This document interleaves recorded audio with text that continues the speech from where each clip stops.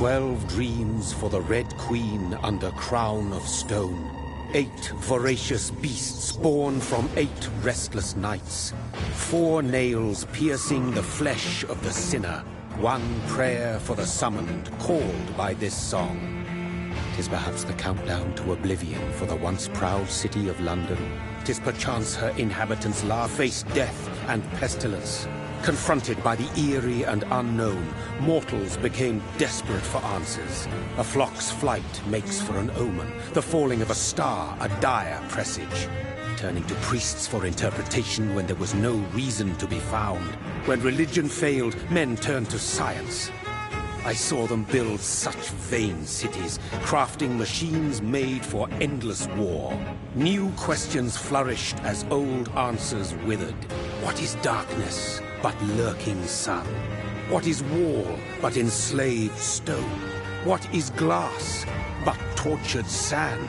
What is song but a call to arms? What is hate but jilted love? What is life but death pending?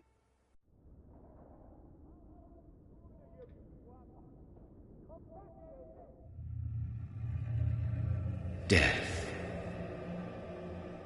Since the apple was plucked from the sacred tree, mortality was believed to be God's punishment. A righteous snare to keep mankind from ascending to the stars. They were all so wrong. Death is not a wicked thing, nor some holy retribution. A true punishment would be to never know its sweet kiss. Awaken from the harshness and be born once more.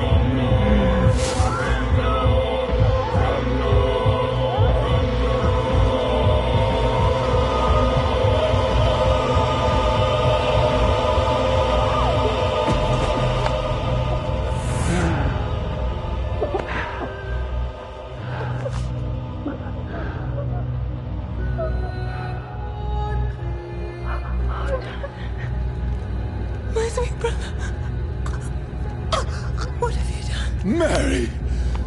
Oh, no! Mary!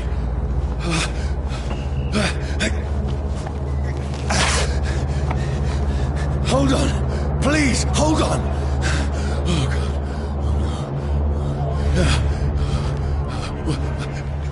Mary. Mary. No. No.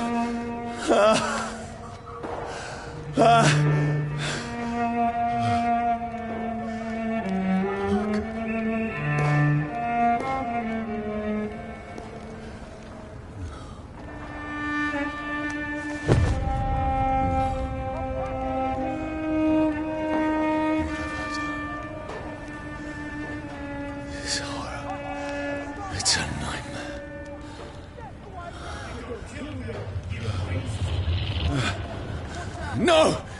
Please, a moment, let me explain!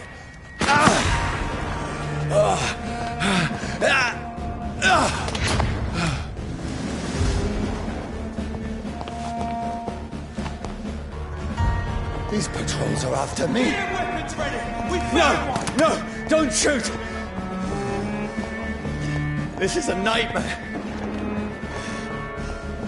I need to get out of here.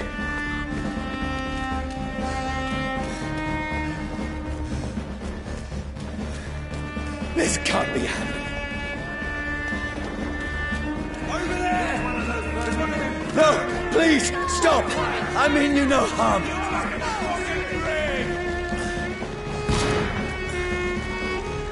What's going on? Oh, Mary. What have I done? What's all this about? Shit, where'd it go? Tricky bastards.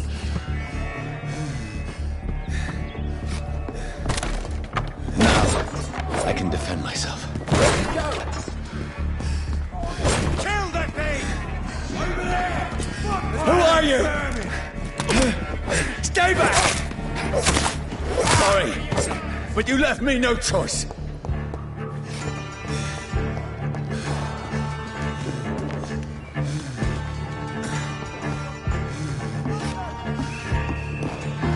Who are you? Stupid beast!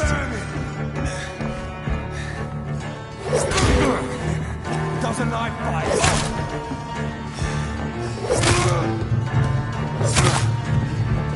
Sorry.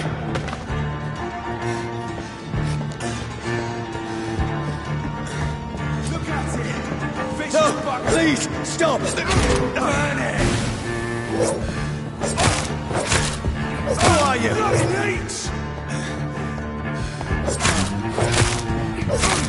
What do you want?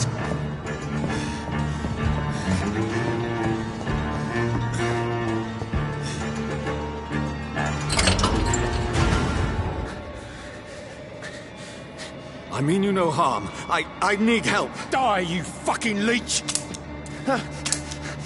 Please, listen to me. I can't make any sense of this. Shut up, beast! Who are you? What is this all about? What in God's name? That'll do the rest of the job. Just leave me.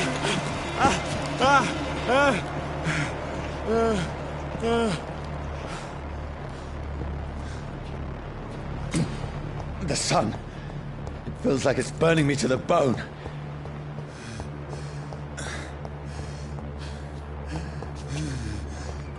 I need to find somewhere to hide.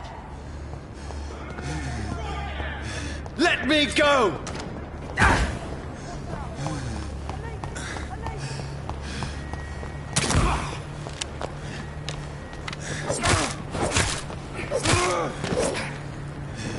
I need to find shelter. Is anybody there? What is this place?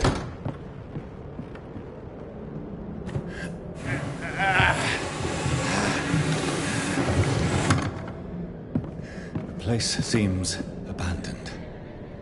I should be safe enough here.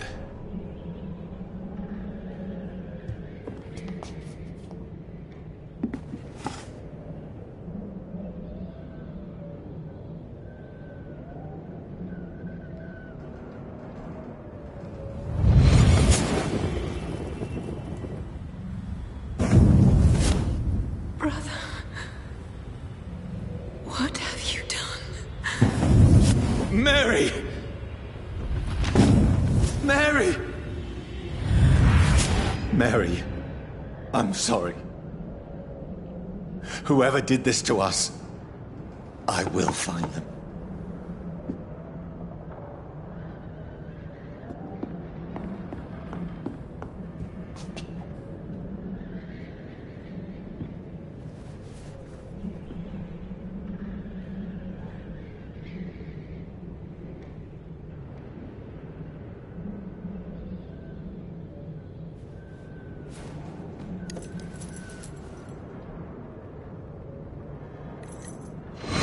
Wait. This one's dressed up fancy. Let's run through his pockets. Picking the dead's pockets? Are you serious? I've still a rent to pay. He's got no more responsibilities. What's this? Gold watch. Beautiful it is. We fancy it and share the takings. I suppose we are undertakers. Now, give him an Eve.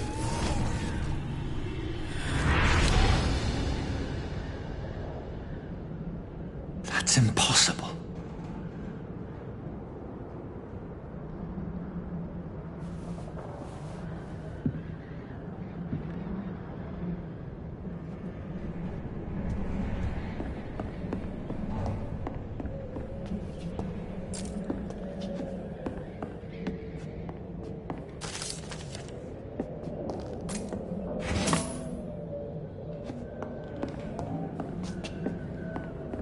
I can almost feel the sun's rays like a physical weight pressing against the wood.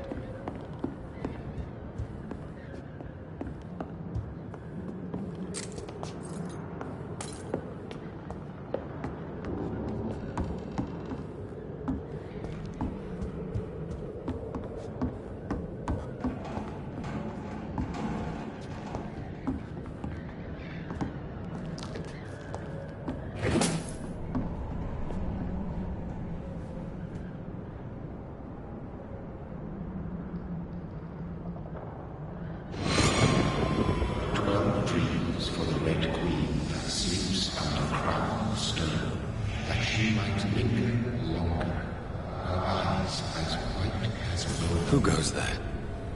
A prayer summoned by warrior song. A child born from darkness must take scent of his path. Who's there?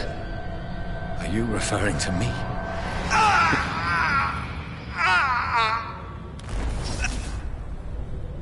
No! No! I still have so much to accomplish.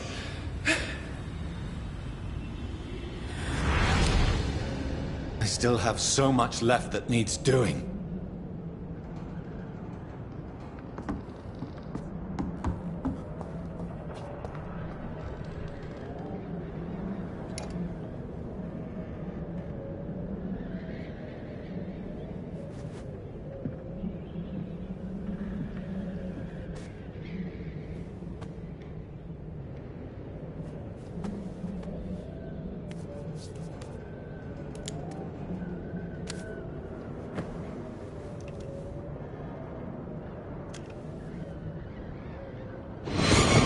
Johnny, this one's lost. We need to leave. And now! No! There's time. I can save him. That's the enemy coming! The orders are to evacuate the hospital! Done. He'll live. And now what? We fight. Killing is a hell of a lot easier than healing.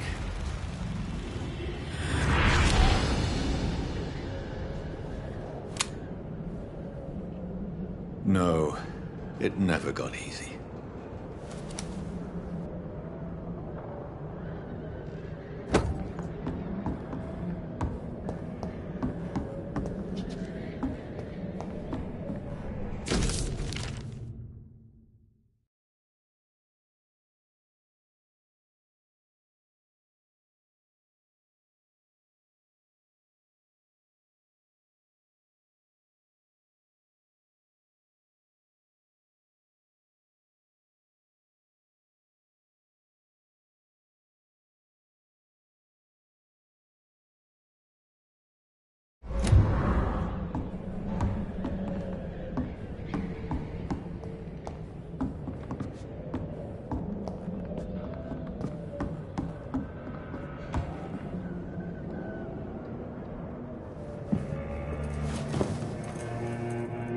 This makes no sense.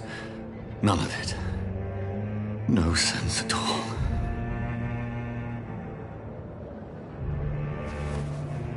It's a nightmare. That's it.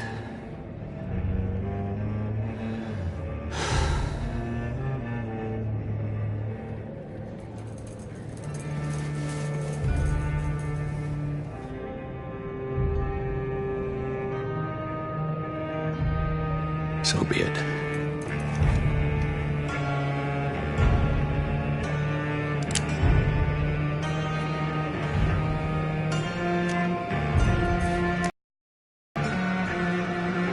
Rational thinking only.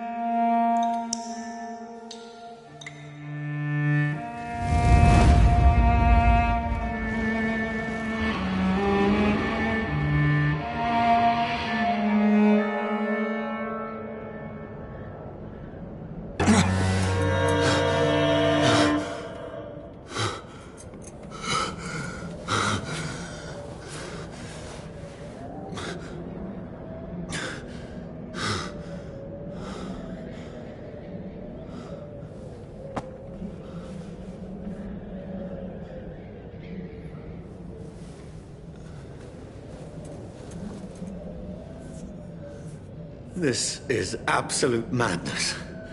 I've lost touch with the real. Madness it is, as mad as the moon, who takes blinding sunlight into a glowing reflection.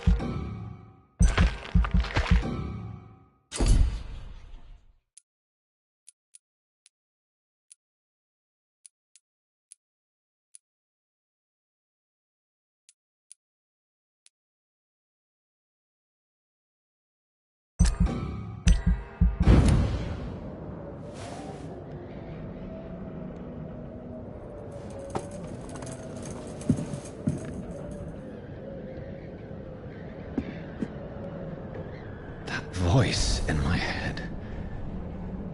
If I'm not mad, then It must belong to the...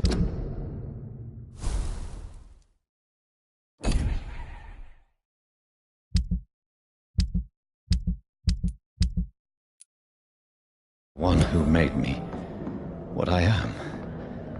I must find him to understand what I have become.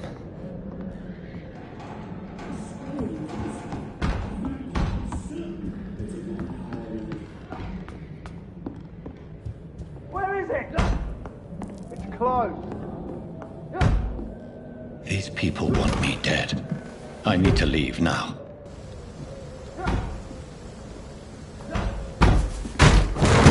Here's the leech. Here!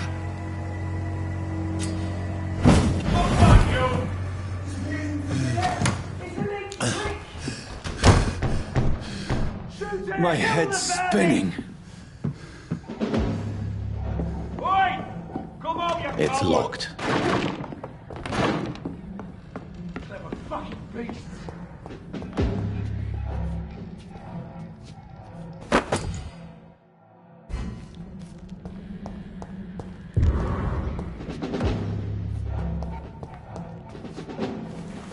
I'm still in Southwark. I must reach the West End. Go back home. It's locked, all right.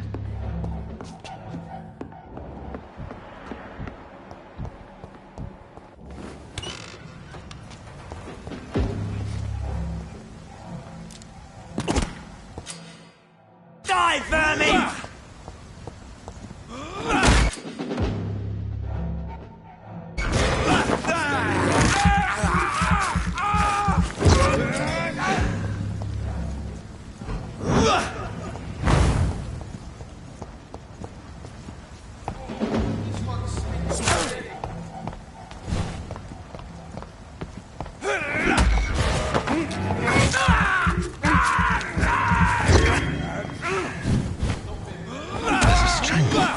Strength I never knew I had.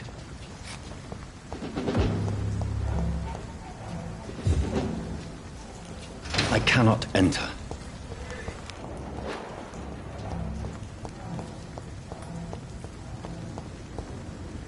Leech spotted! Watch out, boys! This shouldn't be us. He's dead!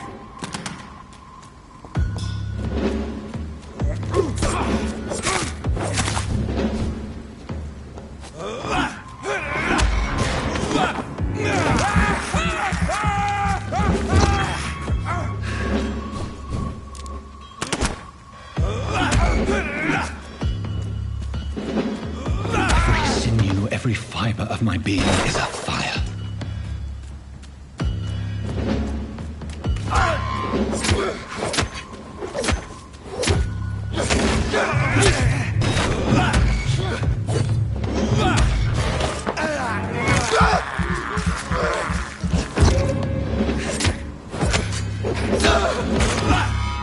My strength, my reflexes. I'm not human anymore.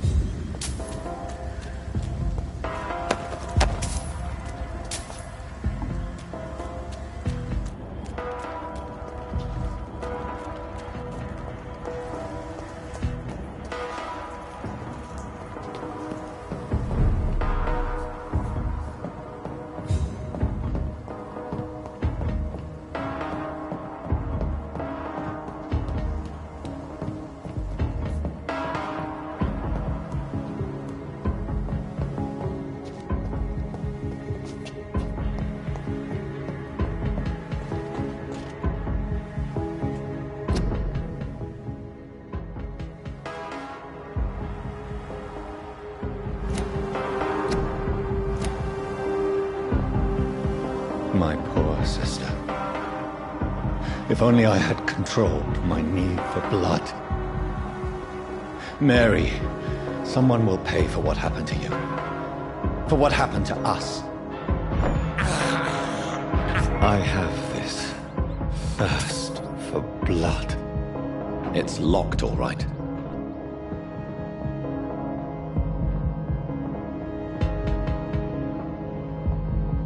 It's locked.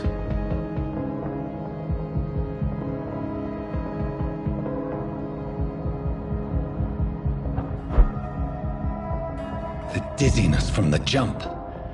I can now control it. It's locked, all right. I cannot enter.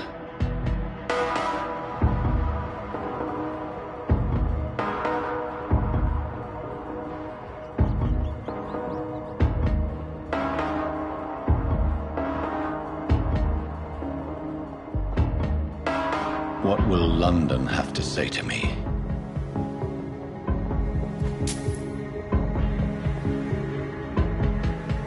It's locked, all right. I've so many questions unanswered.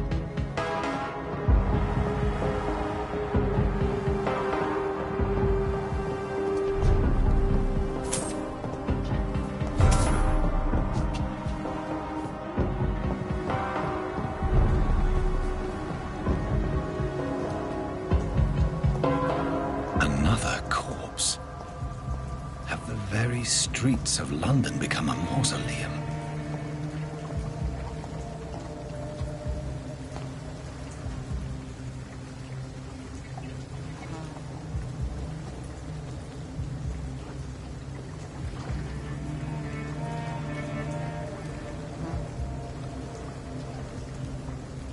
The man has been drained of all blood, but I can still smell the scent of it. I follow the scent's trail. Perhaps it will lead me to my assailant.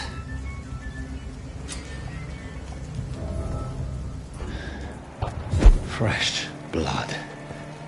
The smell is so strong. Where has everyone gone?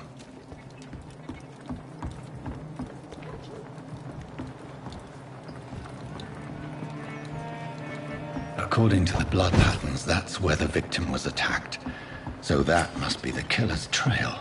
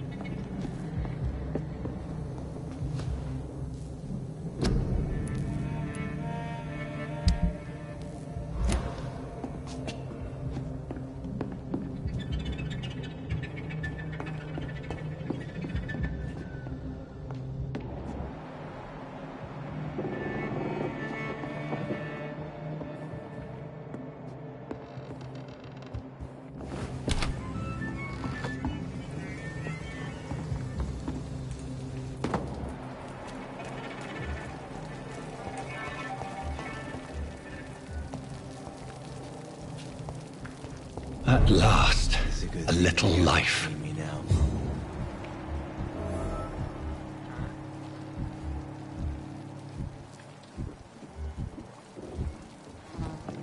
Whoever he may be, the killer recently entered this bar. Maybe some of the locals saw him. Hello, sir. Are you all right? Is there any way I can help you? I don't know. Maybe you could just talk to me. Maybe you prefer to speak with Tom, then. He's more agreeable talking to strangers.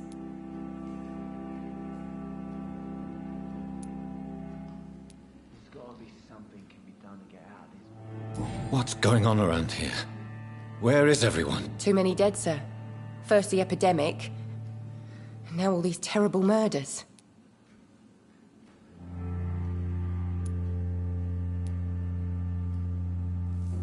What have you heard about the epidemic? There's a Spanish flu. Yeah. Killed so many last summer. Thought we'd seen the last of it. Dozens dying every week. Are the authorities doing anything? Nothing. There are so many quarantine zones in London now. It's gotten really hard to travel across town. The murders. What can you say about them? Bodies found in the streets every morning. Drained of blood. It's just horrible. Some say the sewer dog is back. The sewer dog? What's that? No one knows. People have always disappeared around these parts. The ancients say it's the sewer dog coming out to feed. But now he's killing in the streets.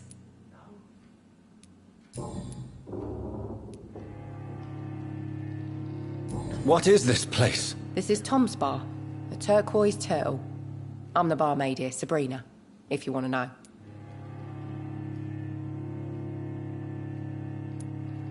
Are you always open this late at night? No, it's only since the epidemic started. Tom thought that people may need a safe place to stay. You don't seem to have much business. Where is everybody? Well, most people are sleeping right now. And those that are awake tend to avoid going out. What with the murders and all. I just want to talk. I didn't mean to scare you. I'm not afraid, sir. It's just I've other customers to take care of. I only see one customer. Oh. Well, yeah, of course. I mean, I best check on them. I'll leave then. Thank you.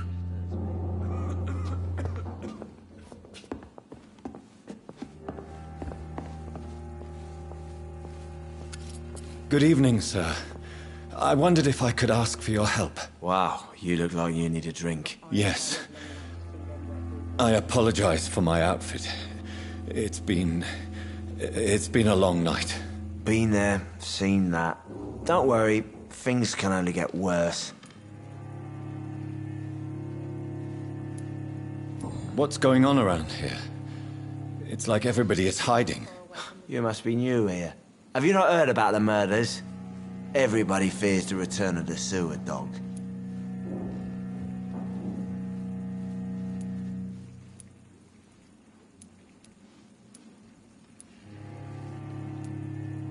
Who is this sewer dog? It's the local bogeyman.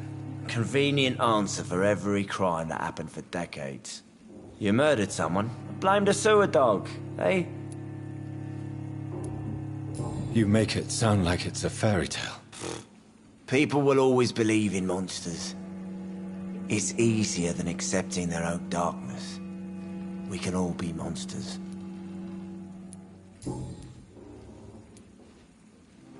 Has anybody entered the bar recently? Can't say. Sorry. I spent the night making love to that gorgeous bottle, see? This is important, sir. Are you sure no one has come in here in the last few hours? I don't know and I don't care. This is a free country. People still have the right to come and go, don't they? I'll leave you to your bottle then.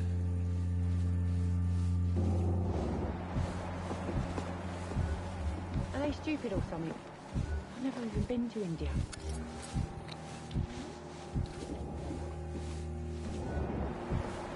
Not long ago, this sort of mess would have given me a laugh.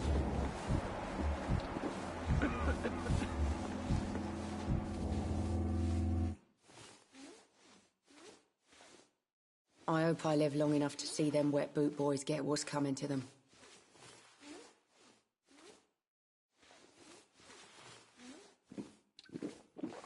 There's gotta be something can be done. Lord, sir, you look like Jonah's whale just spat you out of hell. Can I get you a drink? No, thank you. I'm not thirsty. Well, grab a chair and get some rest. This is going to be another long night.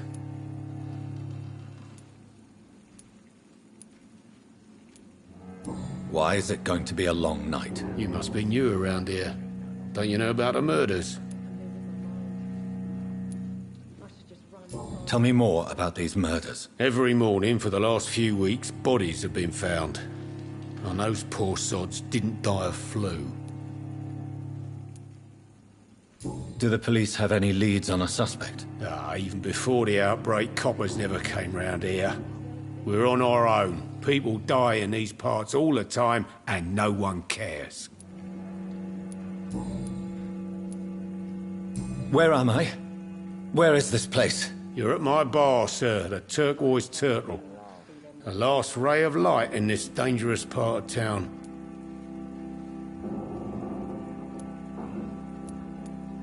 So you're open all night? Yep. Figured people might need a place to rest in these dark times. Aren't you scared? Scared of what? All the bad shit happens out on the foggy streets. And I never go outside.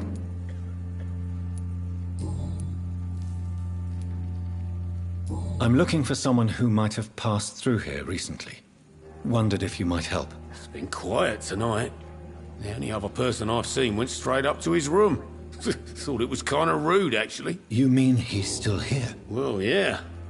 He paid for the entire week.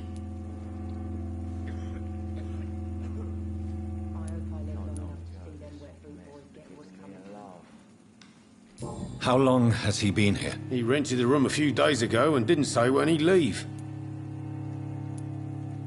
Who is this man? What does he look like? Well, like a gentleman, I guess. Well-dressed, quite polite. A professor or something fancy like that. Always writing, reading notes. I need to meet this man.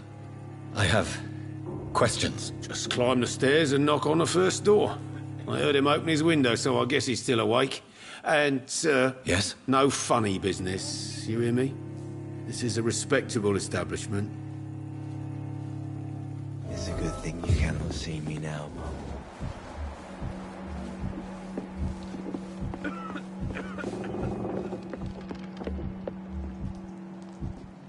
I hope I live long enough to see them wet boot boys get what's coming to them. This is no place for you. Prewen has several patrols roaming the area. They do not pursue me. But they're looking for vampires, and they're most efficient. They'll not relent until the killer has been identified. I have a common objective, but I require... I think someone is eavesdropping. Are you certain? You might as well come in, whoever you are. Slowly, vampire. Who are you? I mean you no harm. Saith the vampire. Present yourself. I need a word. With anyone.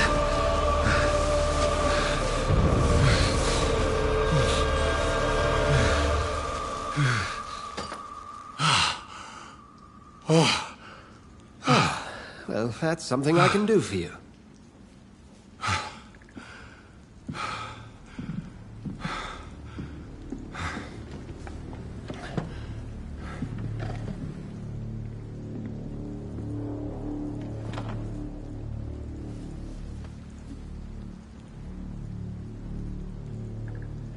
And who might you be?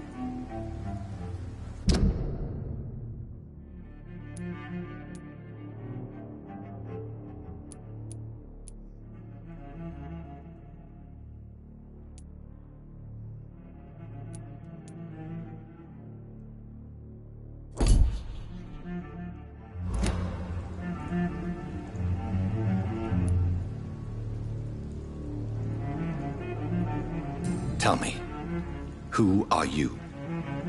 First, tell me what you want. Then I may tell you. That's none of your concern. Sir, you have entered my room in the middle of the night, pale as a corpse and shaking like a tree. So please, indulge me. Someone is molesting people. In fact, killing them. Biting them. The calling card of a vampire. Like you.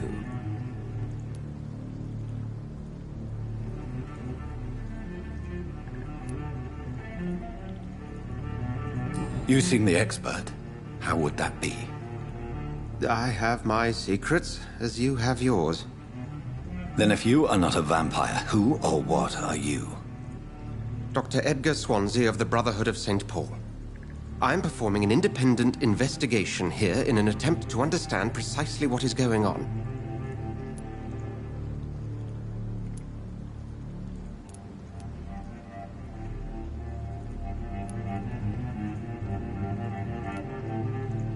I heard another voice, that of a woman. Who were you talking to? Ridiculous. I've no idea what you're talking about. Something tells me not to trust you. Then the feeling is mutual.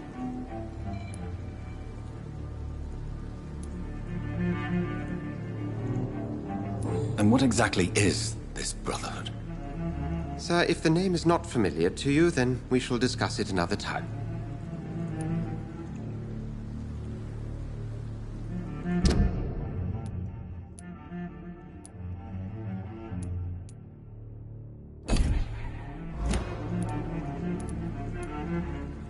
What have you uncovered concerning the murders?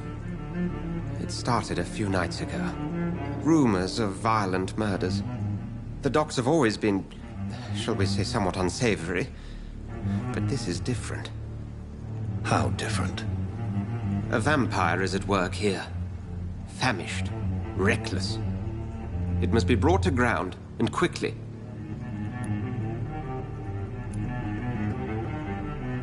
Then help me find the culprit. I may. If you'll first tell me why you opened this door. I followed a trail. The scent of blood from a recent victim. It led me here. You thought I was your aggressor. That explains a great deal. We're both chasing the same shadow.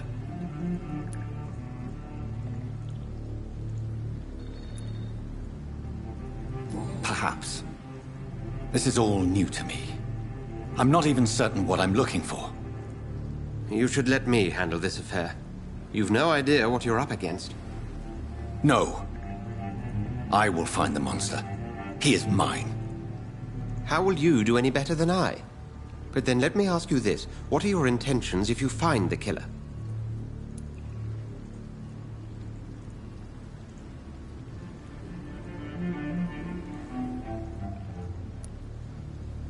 I will at last have the answers to my questions. Then I can only wish you good hunting. And pray we shall meet again.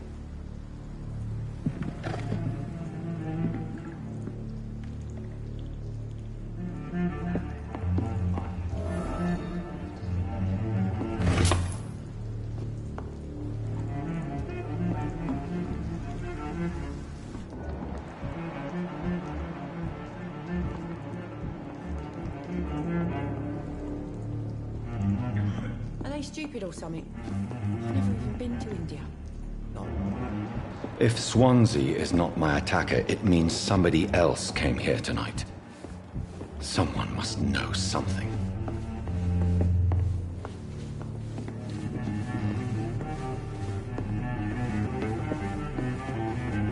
I think I'm losing my mind. Hello, sir. May I disturb you again? And you're still ugly as sin.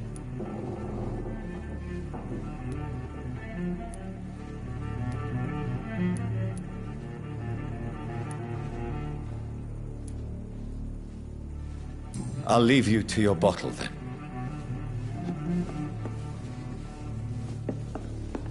I cannot enter. He didn't deserve this.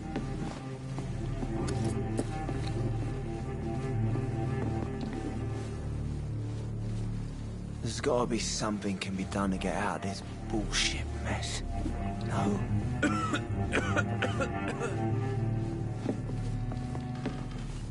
Welcome back. Did you find what you were after? I can't say I have.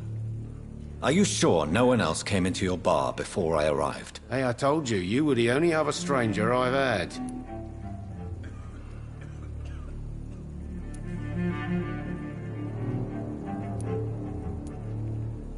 I think you're hiding something from me. I hide many things from many people, sir. That's what my job's about. Goodbye, Mr. Watts.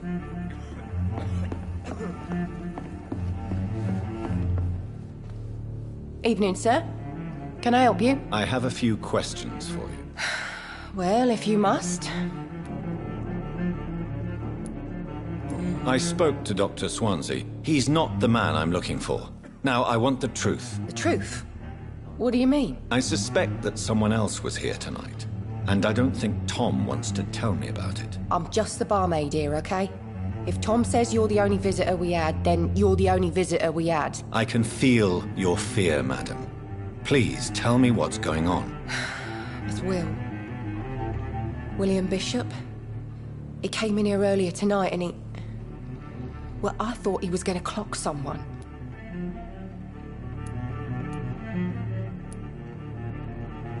What happened tonight? He was dead drunk, as usual. But my God, his eyes. His face.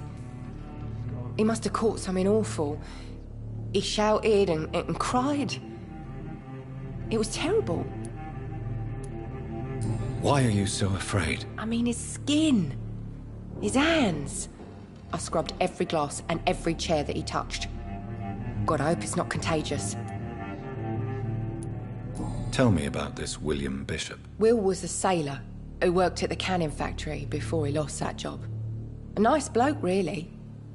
He's never been violent. Until tonight. Why keep it a secret?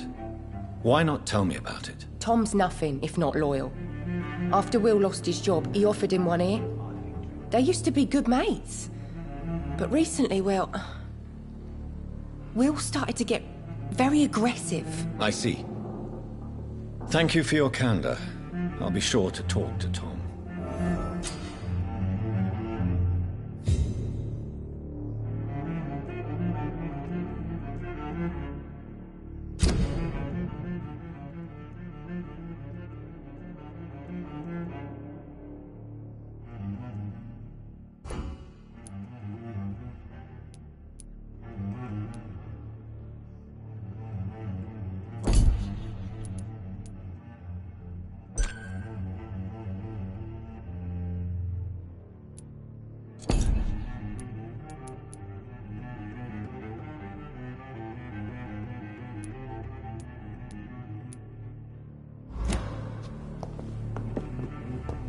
It's a good thing you cannot see me now, Mum. You again. What can I do for you?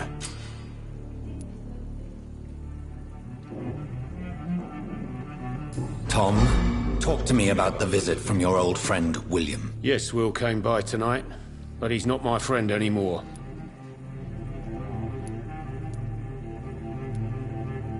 Why lie to me if he is not your friend? I didn't lie. I said you were my only unannounced customer, and that's the truth. Who is he? William. Just an old sailor who loves his gin too much. He worked for years at the canning factory before it closed.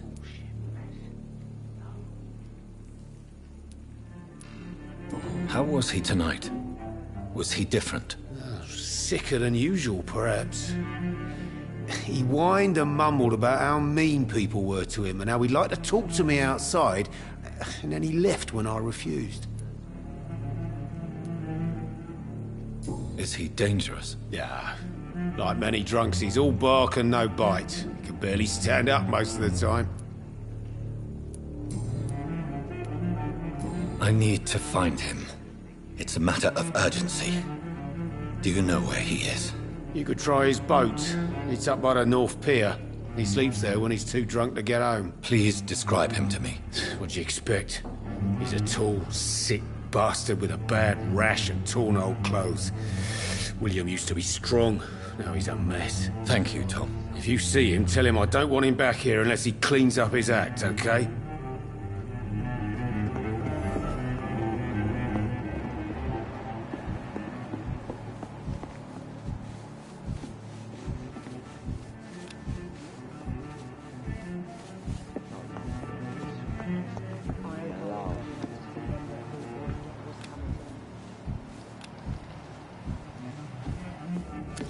Hello, sir. May I disturb you again? And you're still ugly as sin. I'll leave you to your bottle, then.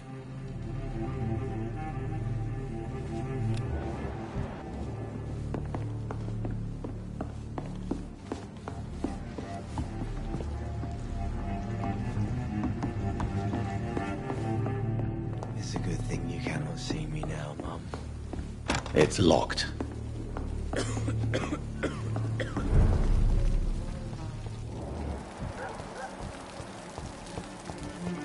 I will get to the bottom of this intrigue. What's been done to me, to this city.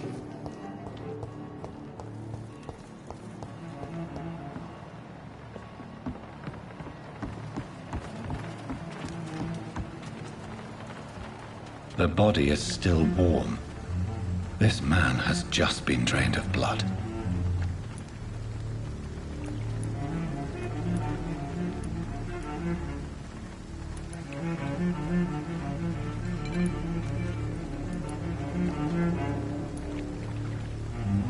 What's this?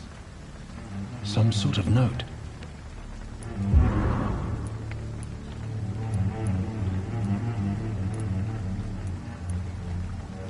This corpse has been dried of its blood, just like the previous victim.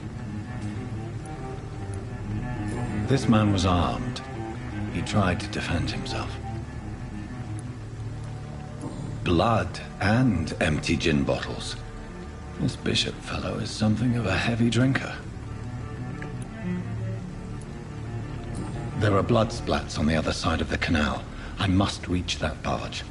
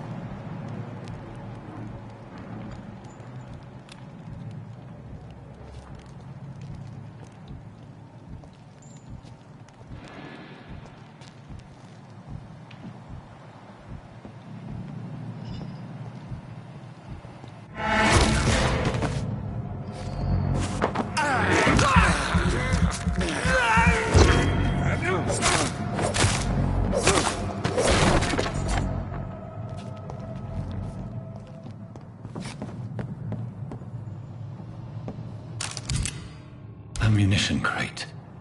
Good. I may need a lot of bullets. I feel like I'm back on the front line again.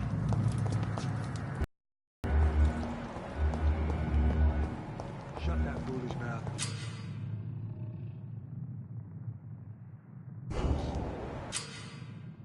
Never known McCullen to be wrong about anything. Right. No time I can remember. But I've only been part of the guard 3 weeks. Steady, boys! We've got one of them here!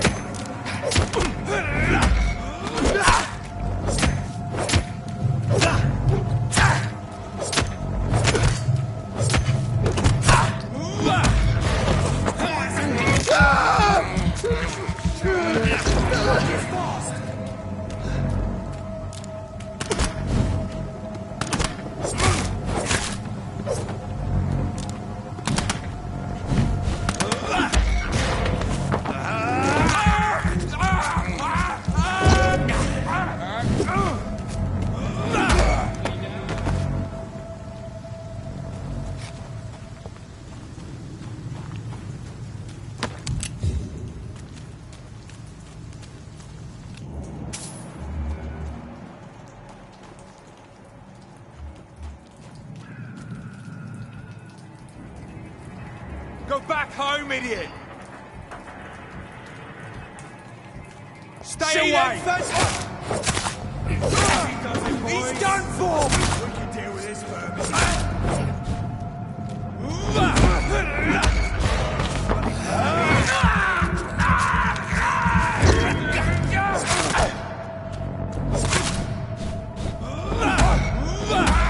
Oh, Christ!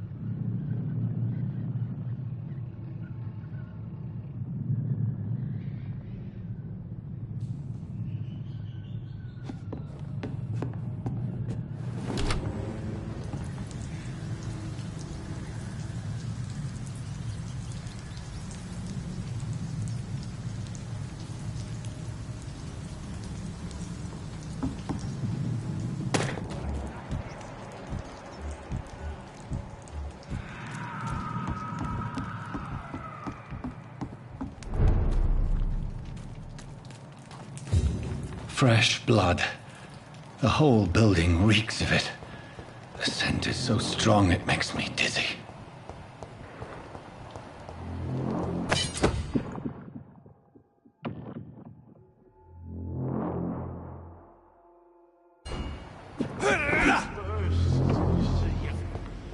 I needed to recon so Stay with me, William. As one, we shall overcome this. We've done it before. No. I had a drink outside tonight already and it did not quench my thirst. I must have more. Oh, dear God. This place reeks of bloodshed. Dearest friend, you're my last and dearest This friend. creature is bedeviled. I must put it down.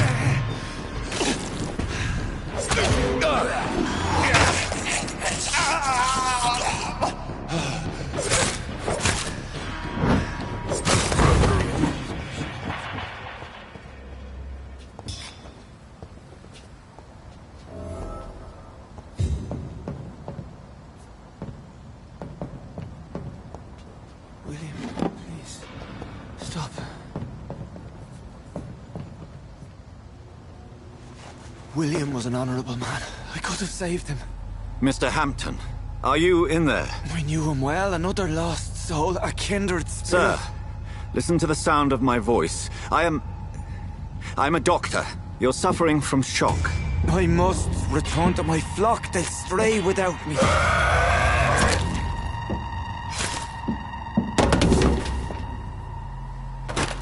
Remember, certain skulls are every bit as resistant as we are. Who are you?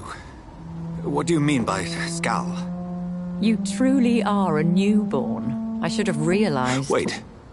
You are the woman from the bar. Are you... like me? Can you help me? I believe, sir, I already have.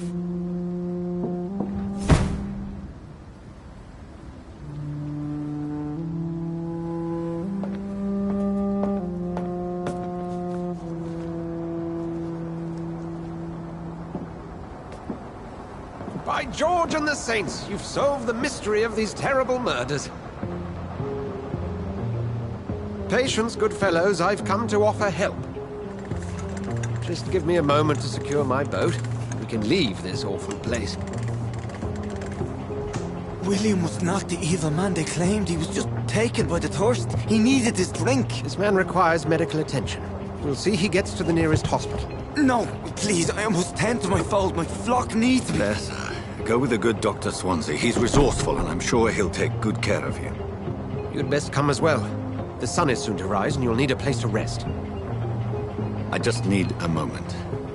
If I can learn something about what has happened to William, I'll be a step closer to understanding what happened to me.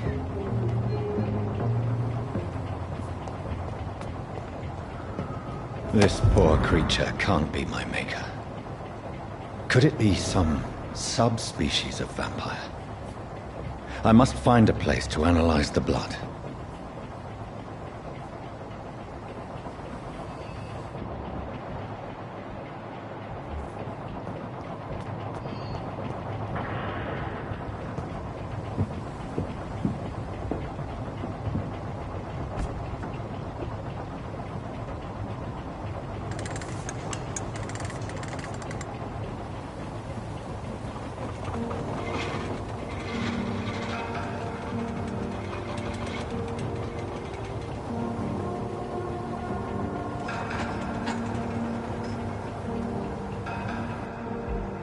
Where are we headed?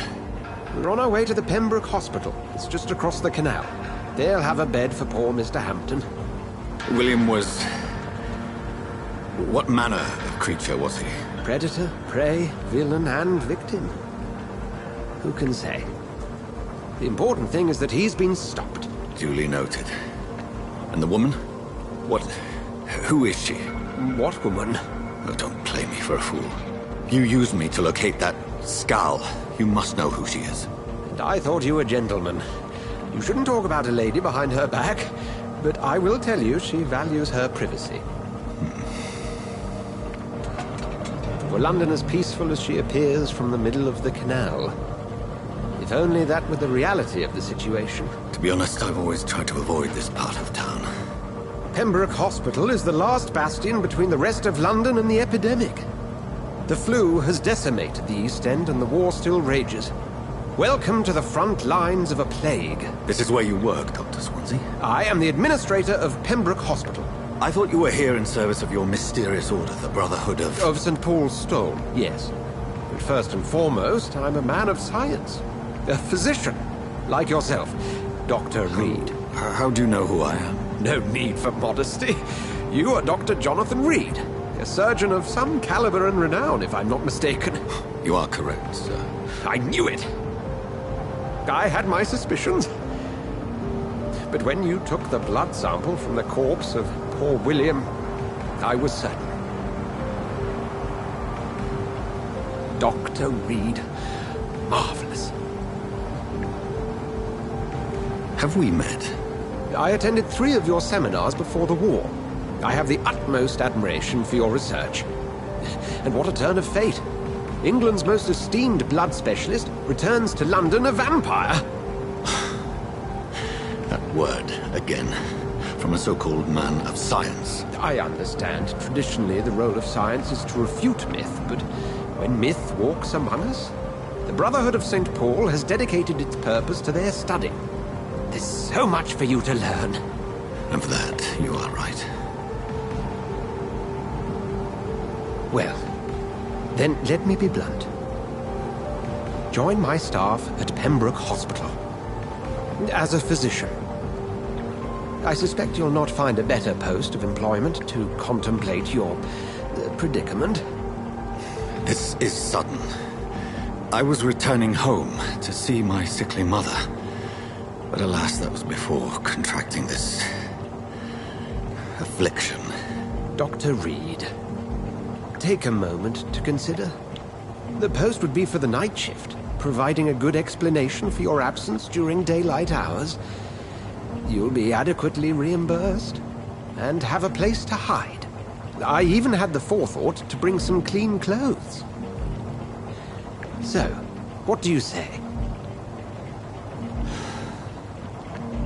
It seems I have little choice, but yours is a generous offer, so I thank you. Brilliant! Oh, Jonathan, this is one for the book, and the beginning of a beautiful friendship.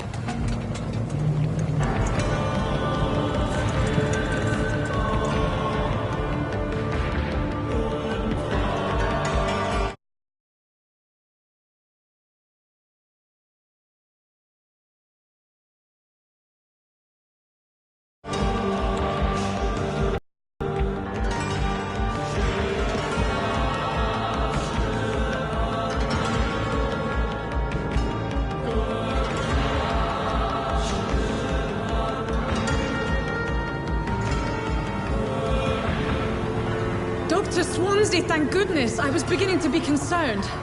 Worry no more, Nurse Crane, for I bring good news. Oh, Doctor, what a night. We lost 2 more patients. Nurse Scow said she couldn't take it anymore and resigned. Yes, well, I'll make a new rota in the morning. In the meantime, find a good bed for Mr. Hampton. Be sure to pay attention to his needs. Of course, Doctor. Oh, and Dorothy? Yes, Doctor? Dr. Reed here has just returned from the front. He served King and Country and will be joining us here at Pembroke. We're very lucky to have gained a surgeon of his talent, and one so experienced in blood transfusions. That is good news indeed, Doctor. Oh, yes.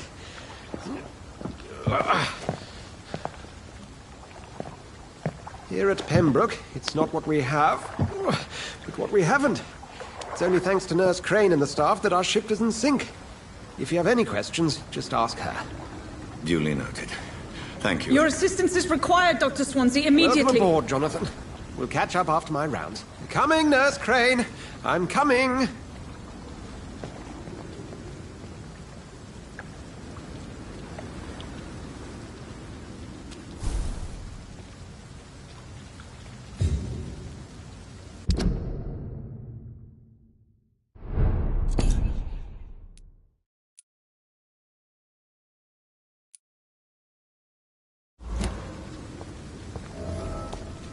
cannot enter.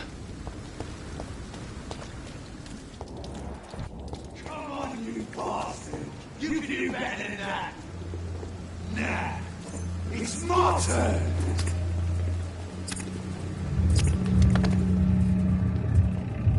Rotten or pristine, each heart contains the secret of life. Drink at this river, try it all.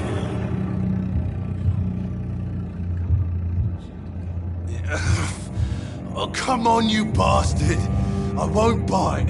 Sir, please. You've lost too much blood. Calm yourself. You think I didn't notice? Stop your staring and get me to an hospital, you arse!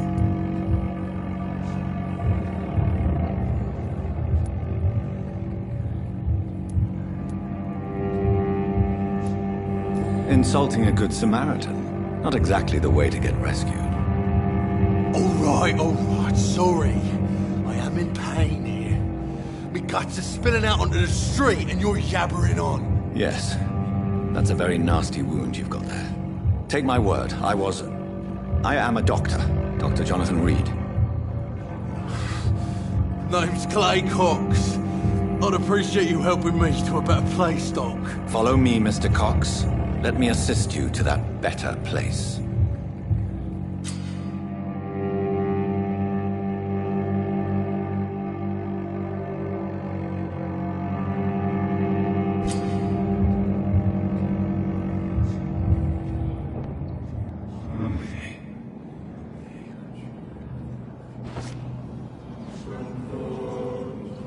Bring this fading light into the shadows.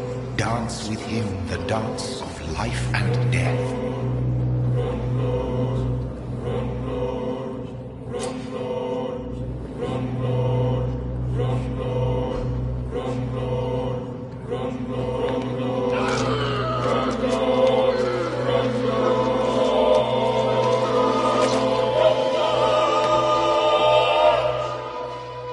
In the back, you bastard!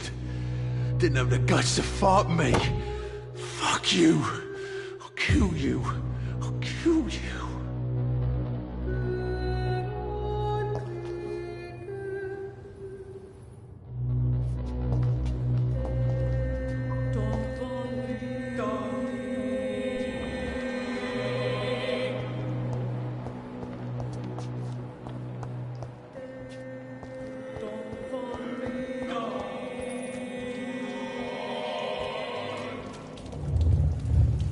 Taste a life, to embrace its most intimate secrets. Such a burden, such a divine sin.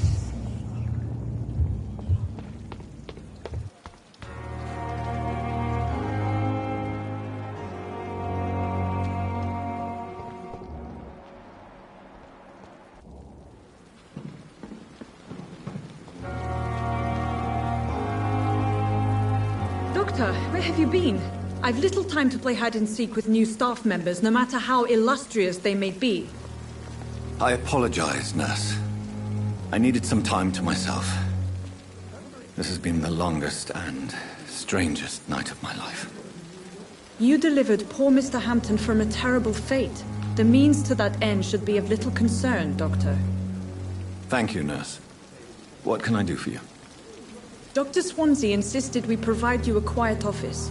You'll find it on the second floor with your name on the door. Thank you. Nurse Crane, isn't it?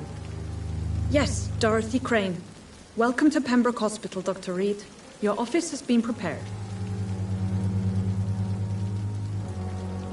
I would like to ask a few questions first.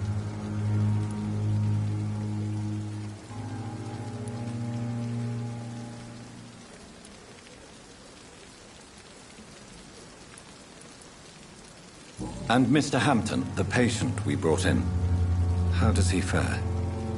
I gave him a sedative to help him sleep. Poor thing was in quite a state of shock. What kind of man is Dr. Swansea? Well, you accepted the job from him. I thought you would have known about your employer.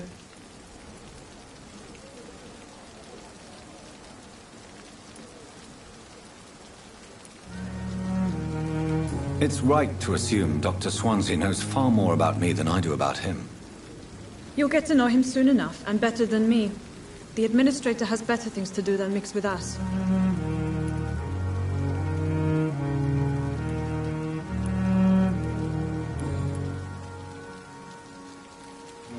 If you could point me in the direction of my room again, nurse. Second floor of the hospital, left after the stairs. It's the last vacant office at the end of the corridor. Thank you, Nurse Crane.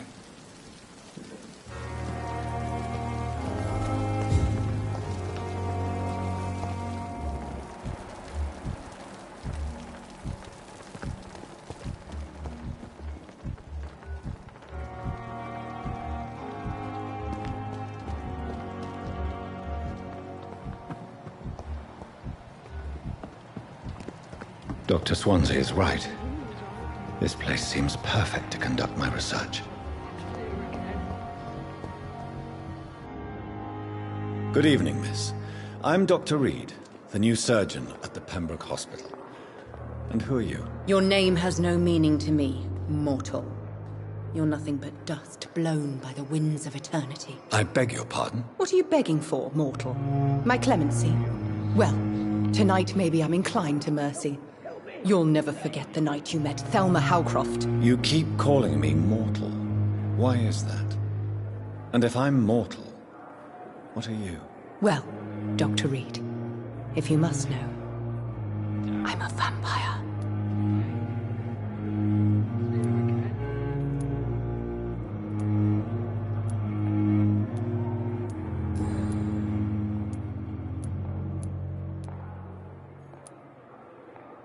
And why do you believe you're a vampire? I don't need to believe anything.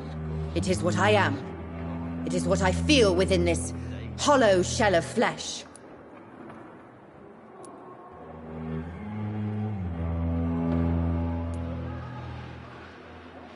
Please, describe to me how you feel. What is it like to be a vampire? I can hear my body crumble from the inside as my flesh cracks and fades. I sense the last pulse of pustulant blood within my drying veins. I need new blood.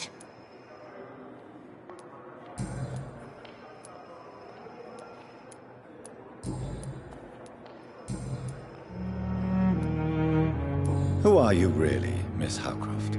I mean, apart from being a vampire. Is that not enough for you, puny mortal? What do you require? Proof of my powers? I'm curious to know who you were before becoming a vampire. No, it was such a long time ago, I don't remember. Centuries of unholy life can have strange effects on one's minds, you see?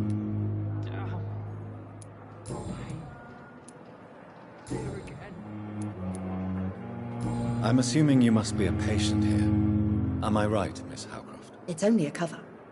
To hide from my enemies. I can leave whenever I want. As a woman, a spirit, fog, or bat. Who are these enemies you mentioned? Can you describe them? I cannot say for sure. But I sense their eyes on me from nearby. I feel them watching me every time I visit the garden near the morgue. The staff here are not your enemy.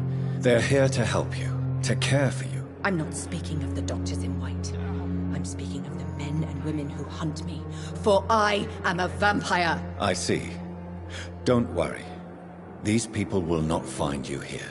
I'll personally make sure they leave you alone. Thank you, mortal, but do not interfere with them, for you are no match for those that hunt me. And why do you believe you're a vampire? I don't need to believe anything. It is what I am. It is what I feel within this hollow shell of flesh. I see.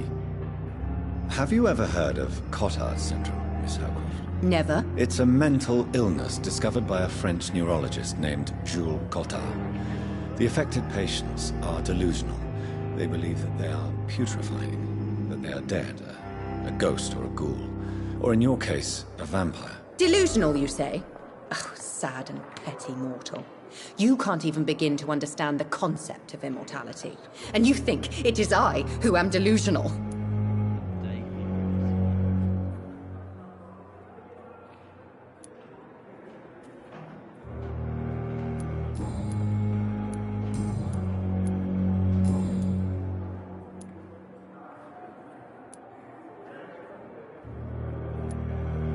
Who are you really, Miss Howcroft?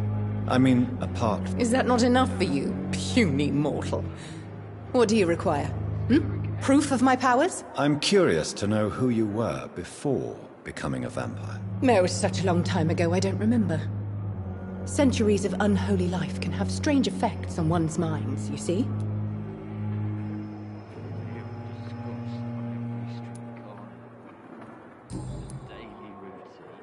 I'll leave you, Mistress of the Dark, to your nocturnal activities. Time has lost its effect on me, but the suffering continues. Damn. The pain. It's it. Good evening, I wish sir. I could be sick again. Can I help you? Unless you're here to fix my face. No. I don't think you can help me. I'm Dr. Reed. I've recently taken the position of head surgeon here. War injuries, am I right? You guessed right, Doctor. German shell took my pretty little mug right off. But they still call me Thomas Elwood.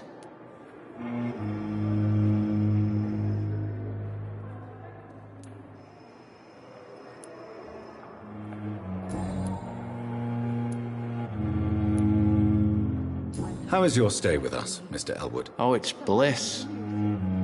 I just escaped death in the trenches to be surrounded again by the moans of the dying. Can I ask you precisely why you're a patient here? It's the pain, sir. The drugs don't work. It just hurts under the scars, if you get my drift.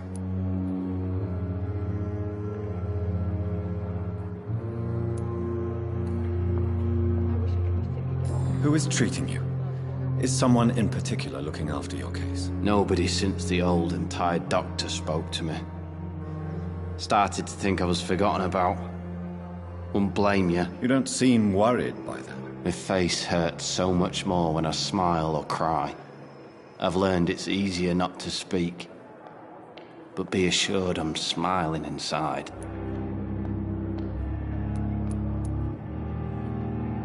Can I do anything for your pain? Nurses gave me a bunch of pills. No effect. Told you. It's like the flames are under my skin, burning away.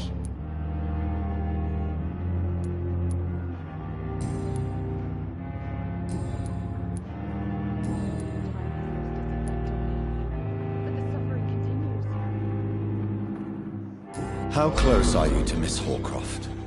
Are you aware that she thinks she is a vampire? To wait for her next nibble is the best reason to stay here. Every time she approaches my bed, she treats me like something tasty. A normal person. Aren't you afraid? She may hurt you if the game goes too far. She's quite harmless, I can assure you. Her head's broken inside is all. While I'm busted on the outside. But she's still beautiful. Living proof that there's hope for me.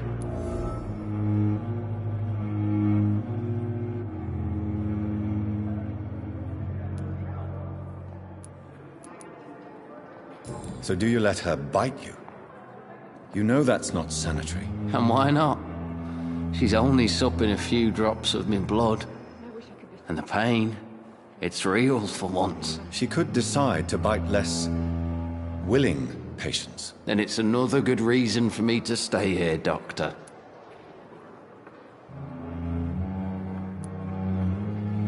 You do realize she's mentally disturbed. It's called the Cotard syndrome. She truly believes she's a vampire. In her madness, she never refers to my scars. And frankly, if I could, I'd join her world. It seems much more fun than the real one.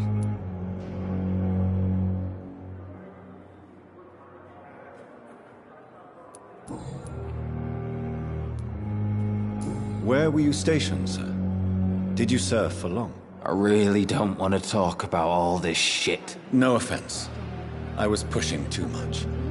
I served in France myself. I just wanted to know what happened to you. You were an officer, weren't you? Then I doubt we fought the same war, sir. No offense.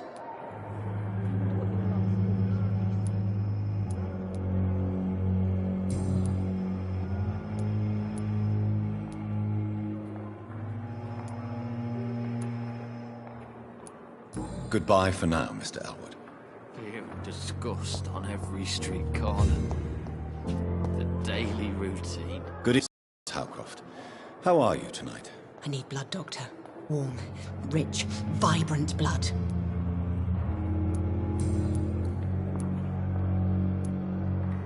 Tell me, Thelma, why do you feel so attached to Mr. Elwood?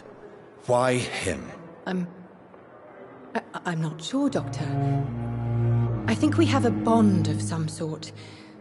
We've both suffered so much. He's the only mortal I find interesting.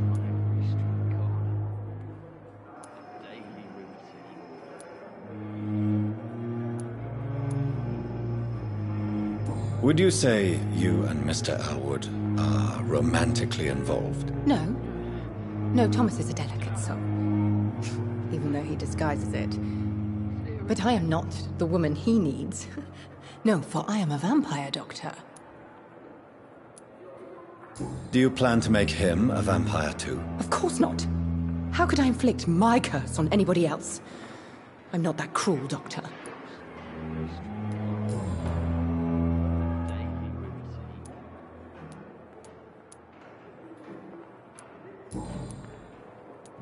I'll leave you, Mistress of the Dark, to your nocturnal activities. Time has lost its effect on me, but the suffering continues. Damn. The pain. It's here again.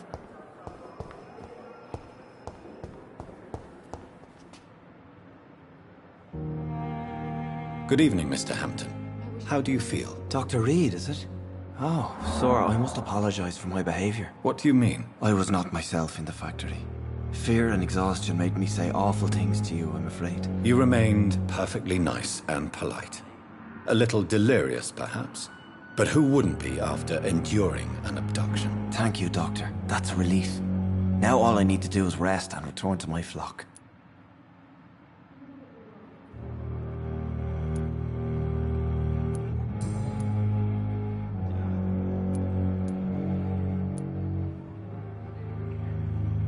How did you end up in William Bishop's den? I had received alarming news about his recent behavior. I went to his place and he refused to let me go. Why did he abduct you? William was an alcoholic. His addiction suddenly changed to blood. I don't know why. Just like a patient I met here. This Miss Hawcroft.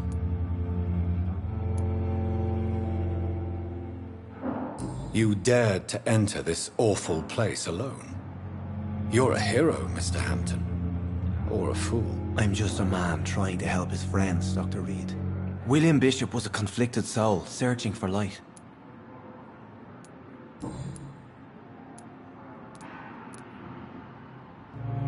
What is the general situation in the East End docks? The situation has always been tough, with a lot of tensions between the gangs and the dockers' trade union. The Wet Boot Boys are very nervous since they lost their leader.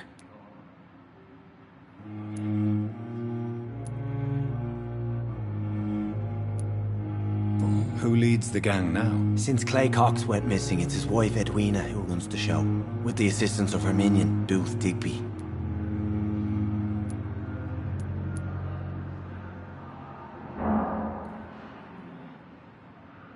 Has the gang been threatening you? Ah, no. I've had this nickname for so long, you know, the sad saint of the East End. No one dares to bug a saint, not even criminals. Do you know Tom Watts, the bartender from the Turtle? I met him before I found you in the canning factory. Tom? Yes, of course. Always the helping hand, good old Tom. Without men like him, corruption and despair would have wiped out the East End long ago. People are still in despair. How could it be otherwise?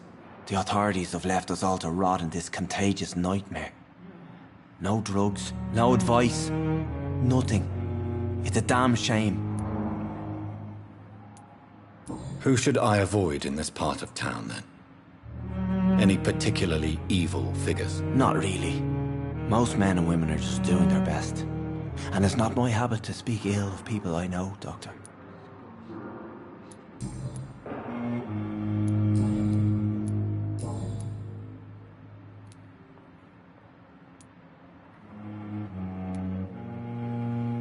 What do you do for a living, Mr. Hampton? I can't help but notice the cross around your neck. I manage a night asylum for the poor and homeless of the docks, and I try to guide the lost and hesitant on the right path to our Lord.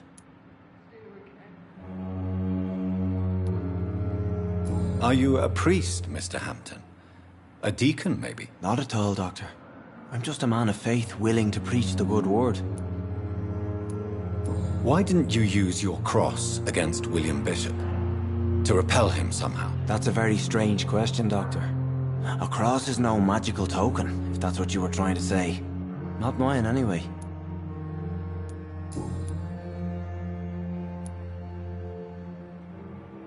How do you feel, Mr. Hampton? Medically speaking, I mean. I feel exhausted. Beyond exhaustion, actually. William drank so much of my blood in his madness. I feel empty. You're in good hands here. Dr. Swansea is well versed in blood transfusion, and I'm sure he'll take the best care of you. Thank you, sir. I believe all I need is rest, and then I can go back to the people who need me. Have you made friends since you arrived? Not really, but I recognize Miss Harriet Jones. I knew her when she lived by the docks. That poor woman had such a miserable life. You never came to see her here at Pembroke? Receiving visits when sick can be an important part of the healing process, you know. We're not just bodies. You're preaching to the converted now, Doctor. To be truly honest, I thought she was dead. She left the docks many months ago. Goodbye, Mr. Hampton. We'll talk again later. Disgust on every street corner. A daily routine.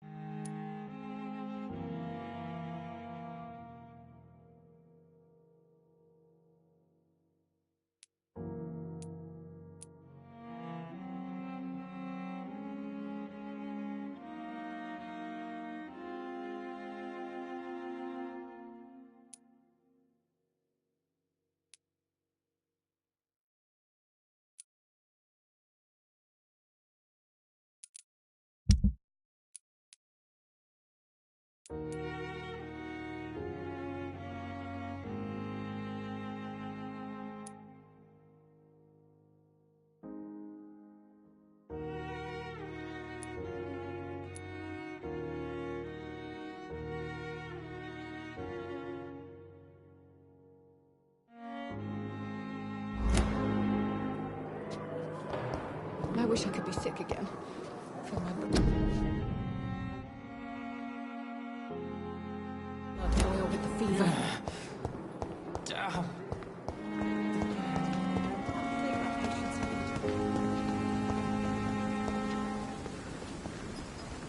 Good evening, sir. So it is true. The famous Dr. Reed has joined us. I can't think of any better news during these terrible times. Do we know each other? Actually, yes. We met once before, at the Rockefeller University in New York. Dr. Tippett's, yes, I remember.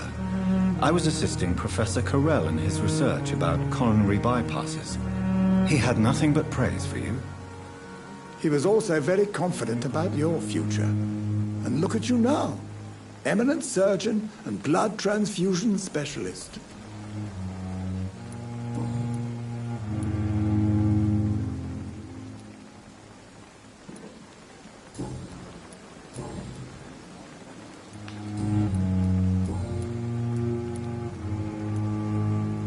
What is the Pembroke Hospital situation? And please, speak freely. This hospital is not exactly the best of London. I'm sure you are used to working in a better environment.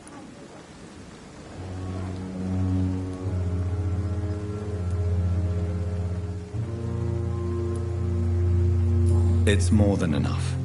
In any case, the personnel of a hospital are much more important to me than the building. Don't be misled by appearances, Dr. Reed. This hospital does not lack talented people. It just lacks hope.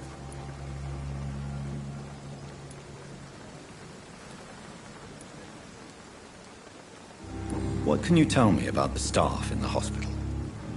Some are really good, and others are not so good. But during this troubled period, there is no time for slander. I prefer to focus on the positive character traits. Tell me more about cherished people, then. Nurse Brannigan is a pearl. She is the most helpful and dedicated nurse I've ever worked with. A clever and cheerful woman. You really seem to admire her skills. I'll go even further. If she was a man, she would be a damn fine practitioner. Any opinion about the management? I don't always agree with Dr. Swansea's reserve, but I must admit he does all he can to keep this facility running during this crisis. Ah, yes, the burden of command. I was fed up with this concept while serving as a medical officer. Don't get me wrong. Swansea's a good administrator. I just wish he would get out of his office now and again.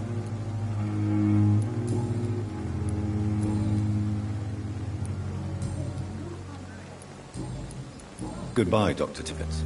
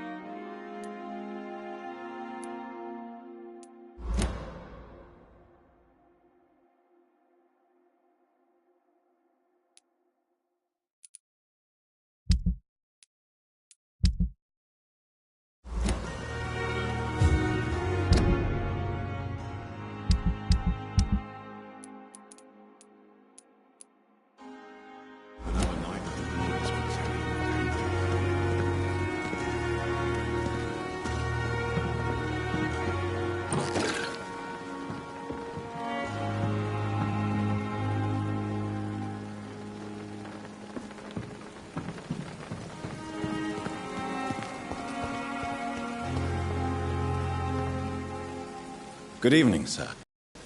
I'm Dr. Jonathan Reed. I'm new here. I've already heard about you, Dr. Reed. I'm Milton Hooks, the ambulance driver for this shithole of a hospital. That's quite a blunt introduction, Mr. Hooks. You can call me Milton. I like to speak my mind, Dr. Reed. Perk of the job. Don't judge me, and I won't judge you. I'm not sure I understand what you're talking about. Well, I'm no doctor, but I'm pretty sure a gun can't be used as a surgical instrument. You have a keen eye. I learned to shoot during the war, and have carried one ever since. Old habits die hard. No need to explain, Dr. Reed. And if you ever need a better gun, remember, I may have something for you.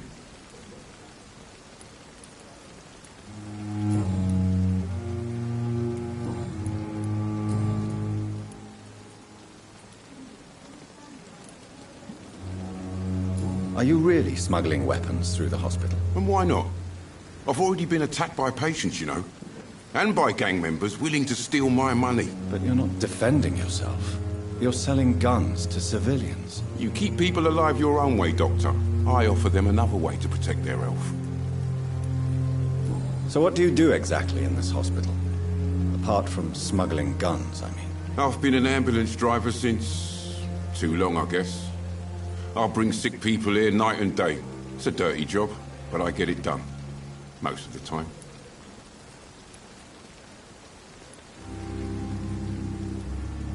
It sounds like things have been a bit rough recently. What's happened? Yesterday, I got attacked by the patient I was bringing in. I escaped through the hospital's garden, but I lost my wallet when I was running. You left an infected patient outside the hospital? That's incredibly dangerous. Go there yourself if you want, but be careful, Doctor. I'd rather not bring your dead body back. Since you're on the front line, how is the sanitary situation in this vicinity? It's a complete disaster. It's even getting dangerous to enter some streets or buildings. Even the locals attack you. How is the situation around here? You want to hear the situation is all right? It's fucking awful. We lack everything, and it's getting worse every day.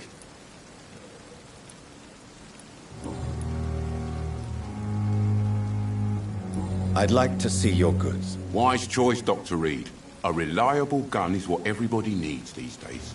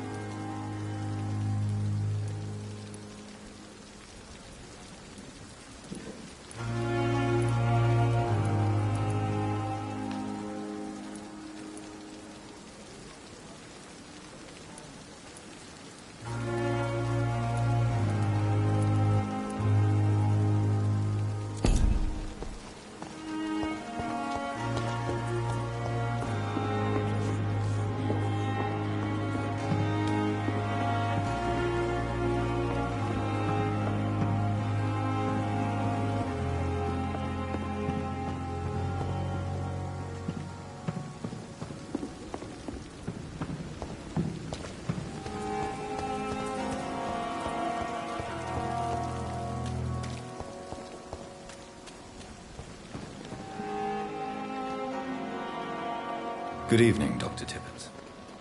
Dr. Reed, any good news to share? Goodbye, Dr. Tippett.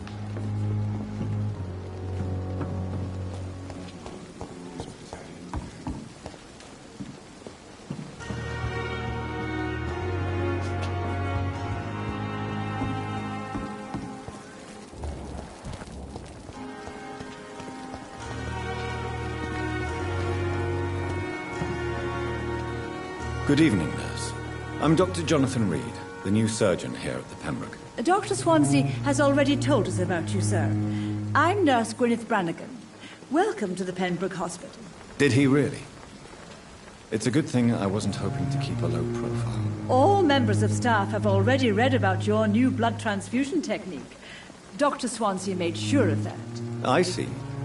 Well, I'm a little surprised. But I suppose I'll just have to deal with this unexpected notoriety. You must know, blood transfusions are Dr. Swansea's primary subject of research. He is convinced it is the future.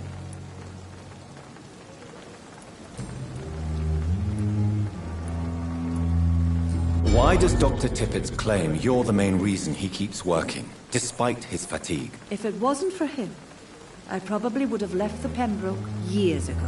Dr. Tippett does not think of you as just a nurse anymore, does he? If you're suggesting he's not taking my gender into consideration when it comes to medical practice and knowledge, I really hope he doesn't.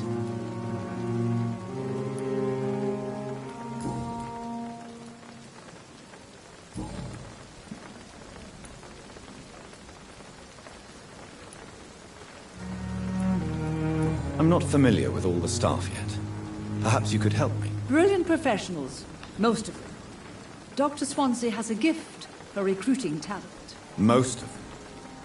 Is there a problem I should know about, nurse? It would be inappropriate for me to speak ill of a colleague. Nurse Brannigan, if you do know something, please tell me. Anything you say will be held in confidence. No. I may disagree with some conduct, but in the end, everybody is doing their best. Is there anyone that stands out? Well, I have never met someone as dedicated as Dr. Tippett. He should be a standard for us all here. If only he were younger. Why should his age be a problem? I guess it's fair to say he's always pushing himself to the limits. He just doesn't know when to stop and get some rest.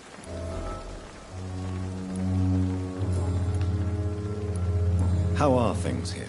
Not good, to say the least. We're struggling against an invisible enemy, more lethal than any bullet from a gun.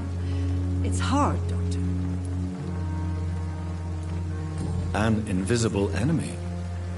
Quite a poetic term for a disease, especially from a nurse. Sorry, Doctor. These last few weeks have been exhausting. We could all do with a good night's sleep. Do you think this hospital can survive the epidemic? We are all volunteers here, and we're trying to hold fast, but how do we beat an invisible killer? Some nurses have already resigned. Goodbye, nurse. Call me if you need assistance.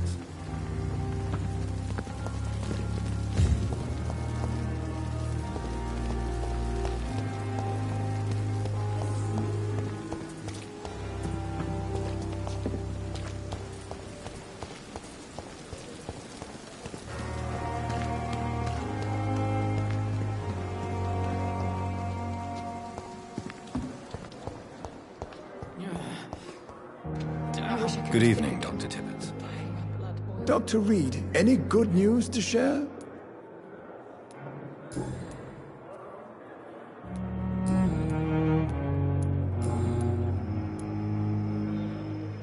You're exhausting yourself, Corcoran. Maybe you should think about preserving your strength. No. We must keep on healing all those poor souls. We are the last rampart before chaos. Once more, unto the breach.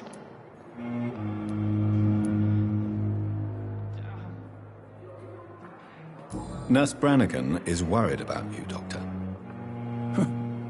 She should not have told you that. I will have a word with her. You don't have to blame her for her honesty. I'm not that kind of man, my dear Jonathan.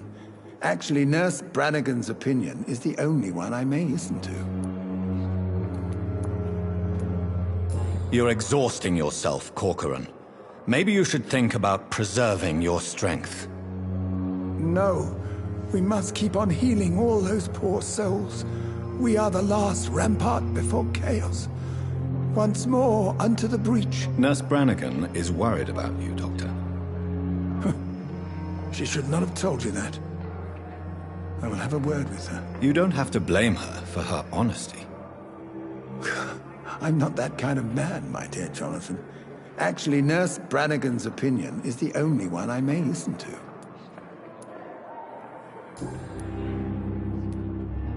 Goodbye, Dr. Tibbets.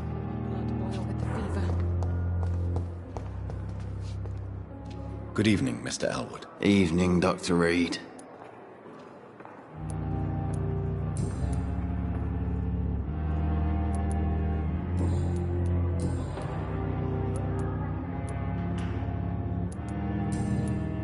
Goodbye for now, Mr. Elwood.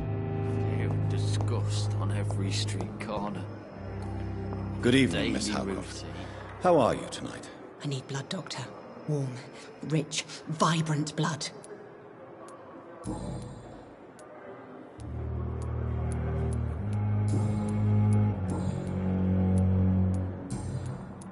I'll leave you, Mistress of the Dark, to your nocturnal activities. Time has lost its effect on me, but the suffering continues.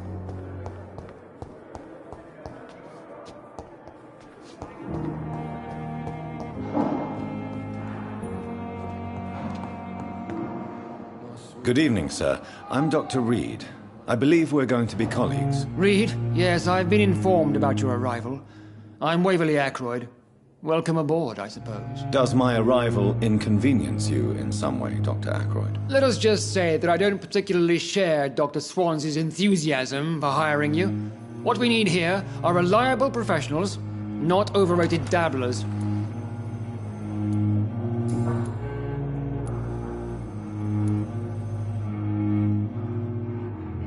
I don't know what you've heard about me, But I have already proved my value as a practitioner. I don't question your skills, Dr. Reed, but your motive. Is it money, fame, or are you truly dedicated? And what exactly is that supposed to mean? I served in the war just like you. But unlike you, I did not use the wounded to play the modern sorcerer. Be careful what you insinuate, Dr. Ackroyd. I only want you to admit you used those men to improve your theories.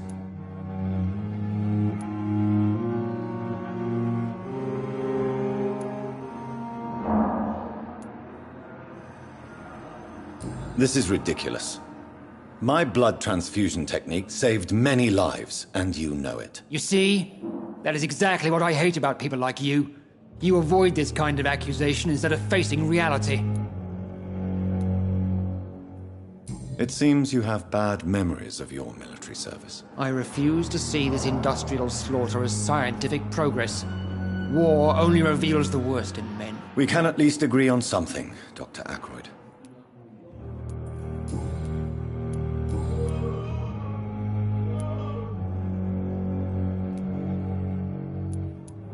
Since your tenure in this hospital is longer than mine, perhaps you can tell me more about this place. Let's just say I'm tired of the carelessness around me.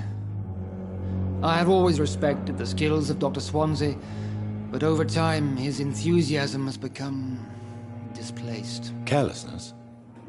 Exactly what are you talking about? We're here to save lives. The people who trust us are not volunteering for experimentation. They're here to be healed. I don't intend to run any radical experiments, Doctor. Even if I, as any good practitioner should, express an interest in pushing the boundaries of medical research. Modern medical methods were created through audacity and ego. But there are rules in our line of work, and they're here to protect our patients.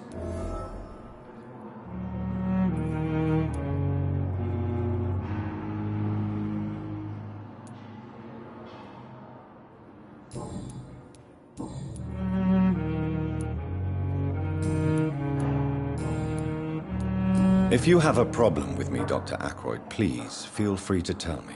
Dr. Swansea has imposed your presence on this hospital without asking anyone's advice. The benefit of his position. But I don't agree with it. I know we've never met before, but I believe this hospital could use all the help it can get. You will agree with that, I'm sure. Oh, but I have heard about you, Dr. Reed. Of course, you can't say the same about me, since I have not wasted my time courting the press.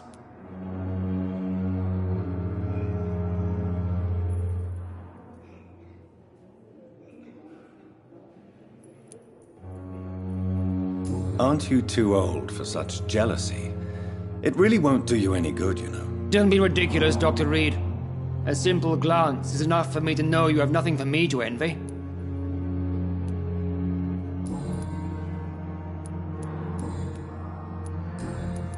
Thank you for your time. We'll talk later. I'm all right. Don't waste your time. What can I do for you, Doctor?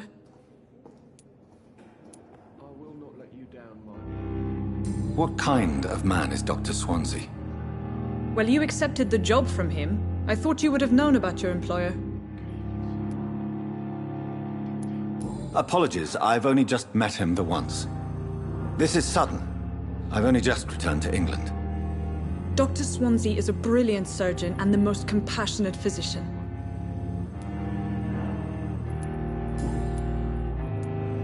Thank you, Nurse Crane.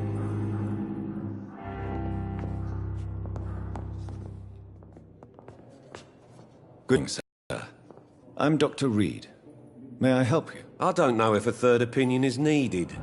Your colleagues are already arguing about my condition. I see. Would you mind telling me more about your situation? I'm Harvey Fiddick. All I want is to get me bloody arm fixed properly.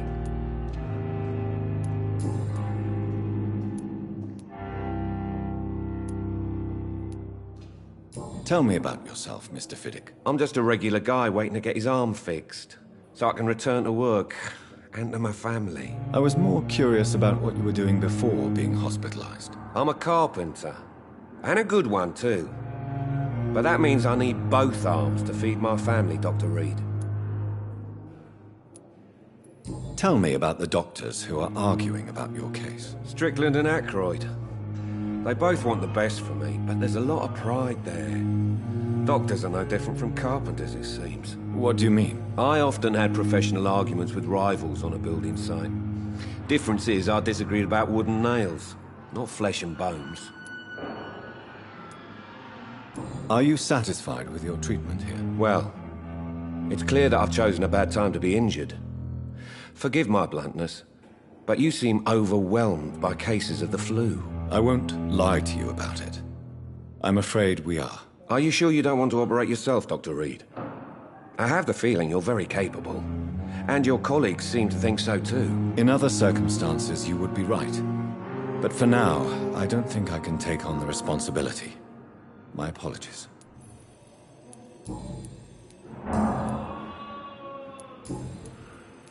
Goodbye for now, Mr. Fiddick. I'll see you later. My sweet girl. Reads me like a book. I'm never gonna keep it.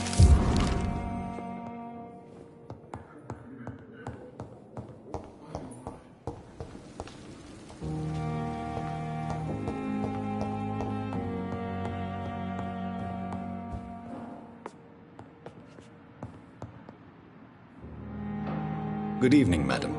Can I help you? It's my son who needs you, sir. I'm Dr. Jonathan Reed. How can I help your son? I'm Beatrice Goswick, mother of Mortimer Goswick. Could you check on him, please, Dr. Reed? I've heard much of your talents as a physician.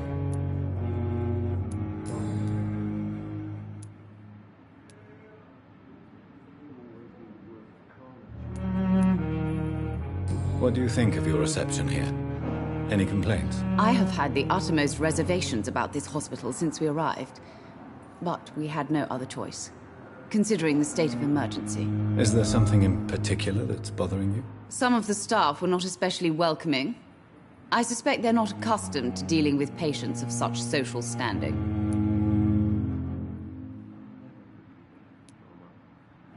Tell me more about your arrival at the Pembroke Hospital.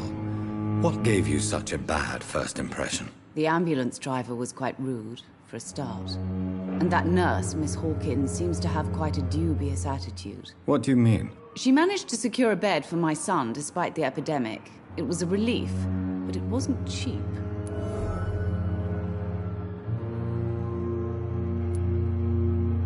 She charged you for a bed? Yes, and I paid without question, considering the urgency of the situation. I share your concern, Mrs. Goswick. Be sure that I'll talk to the people involved. I don't expect compensation, Dr. Reed. But I'm aware such behavior would not be tolerated in other hospitals. What can you tell me about yourself, Mrs. Goswick? Not much to say. Just take care of my Mortimer and I'll cover all the expenses. That's all that matters.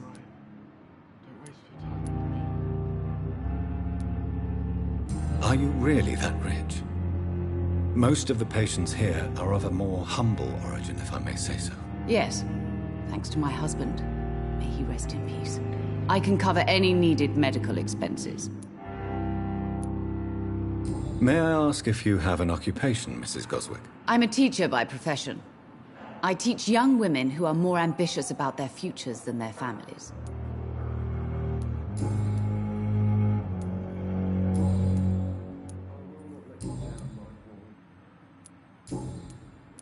Goodbye, Mrs. Goswick.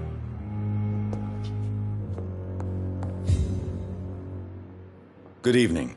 I'm Dr. Reed. Can I help at all? No. Really? Why are you here, then? I don't want to talk. My throat hurts too much. I suppose that this pain is the reason you're here. Is someone taking care of you? Yes. And no. Could you at least tell me your name, sir? Mortimer. Mortimer Goswick.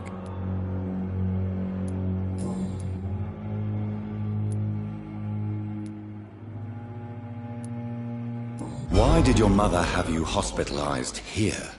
She seems convinced this is a bad hospital. My mother just wants the best for me.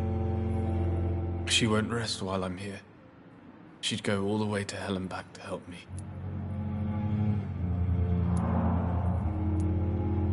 Is your mother bothering you? As your doctor, I can ask her to leave you alone if you would prefer. That's tempting, Doctor. But you have no idea what my mother is capable of. She would tie herself to my bed if you asked her to leave. Pembroke Hospital may look unorthodox, but rest assured you're in good hands here. It's not me you have to convince, Dr. Reed. It's my mother.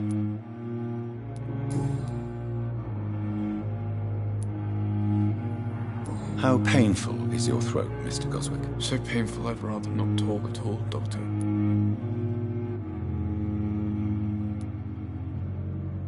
I'm sure you realize a doctor and his patient have to communicate, sir. Would it help if I gave you some paper and a pen? Not really. I see. Then maybe it's not just your throat that hurts, Mr. Goswick. Perhaps your sore throat is just the consequence of something more hurtful. Yes, maybe. But I don't want to talk or even write about it now.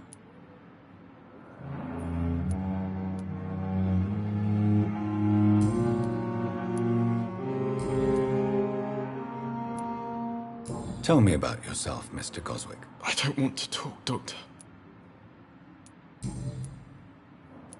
I have to go now, sir. But don't hesitate to contact me if you need any help. I'm alright. Don't waste your time with me. Good evening, Doctor. How is my son doing?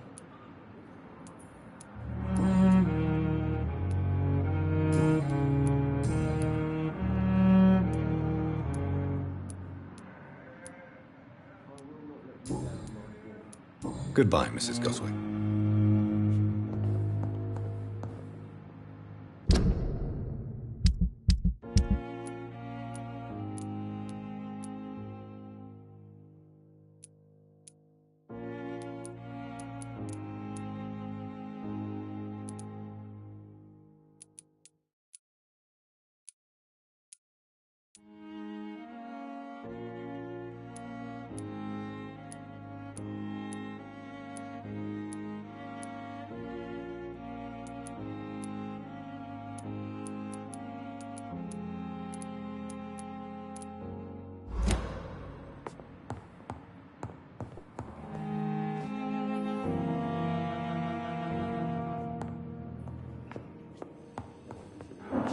Good evening, sir. What can I do for you, Doctor? Thank you, Nurse Crane.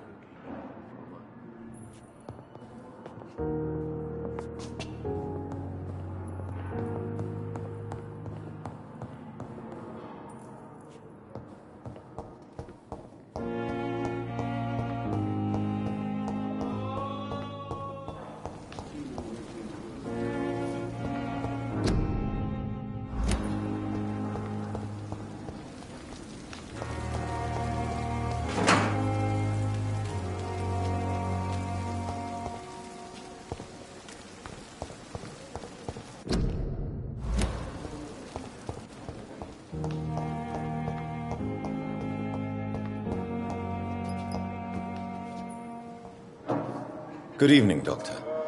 I believe we're going to be working together. Dr. Reed. Dr. Swansea informed us of your arrival, but I could not dare to believe we'd have such good fortune. Such an honor, sir. Thank you. And you are? I am Thoreau Strickland, Dr. Thoreau Strickland. I'm a great admirer of your work, Dr. Reed.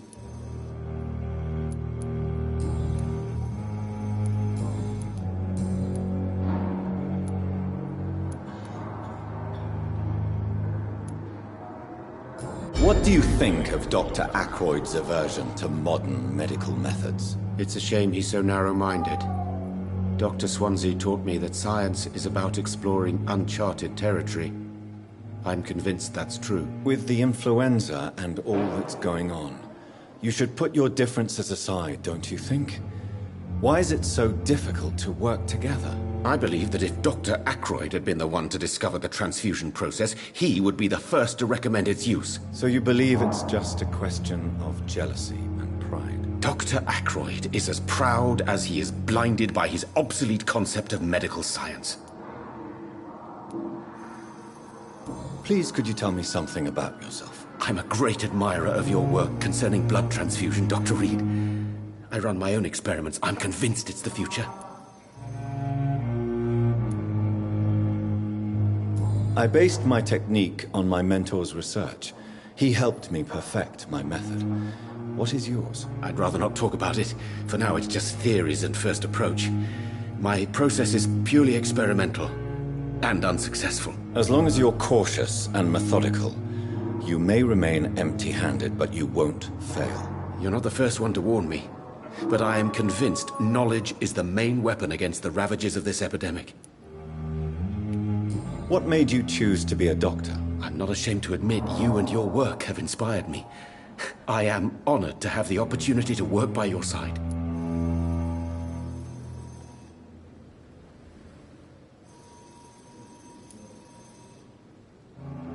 It's always a pleasure to share scientific and medical knowledge with someone eager to learn. I'll be glad to help you if I can. This epidemic may be the century's most terrible disaster, but I'm convinced that we, as doctors, are the only ones able to defeat it.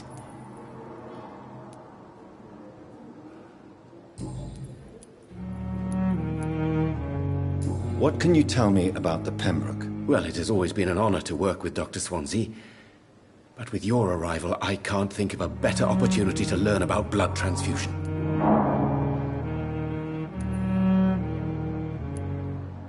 You seem quite optimistic. It's a rare and precious attitude in these difficult times. I'm convinced that this epidemic is a test of endurance and dedication for us men of science. Questions remain about our capacity to resolve the situation. True. Last summer, during the first wave of the epidemic, I used to joke with Milton about the extra work. We're not smiling now. Do you need help with anything in particular? Well, yes, maybe. I'm waiting for a batch of products I ordered for my personal research, yet my supplier seems to have vanished. Do you want me to play the errand boy for you? Oh no, Dr. Reed. But if you went personally to his shop, what with your reputation and all, he wouldn't dare to refuse the products I need. I see. Well, give me the address, for I may pass by if I have time.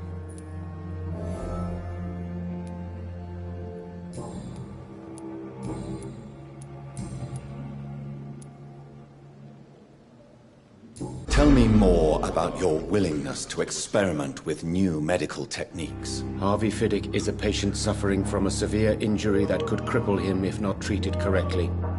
I'm convinced your blood transfusion technique could help him. What is it you really want? To save him? Or to prove your point? Fair question. I want nothing but to save my patient, Dr. Reed. Especially since I know Mr. Fiddick's story.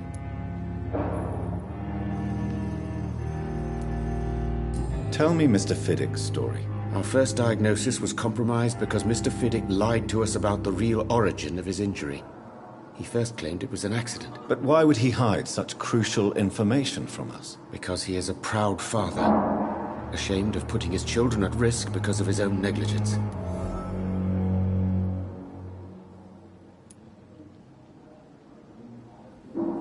This personal involvement could also appear to be a lack of impartiality. You must know that a good surgeon must remain neutral. I agree. But that does not excuse Dr. Ackroyd's behavior, a man who did not even take time to converse with his patient. Do you think keeping his distance was a mistake? All I know is that I'm taking care of human beings with desires, hopes, and fears. Not some biological machine comprised of blood, bones, and flesh.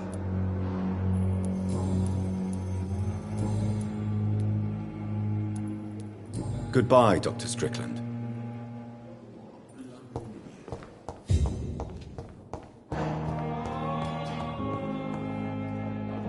Good evening, Mr. Fiddick. Good evening, Dr. Reed. Any news about my operation?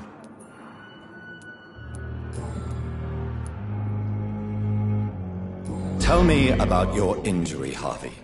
Why do you feel so guilty about it? My wife died because of me.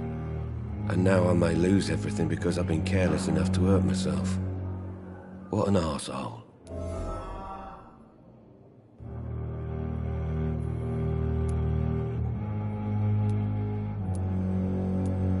You can't hold yourself responsible for your injury, Mr. Fiddick.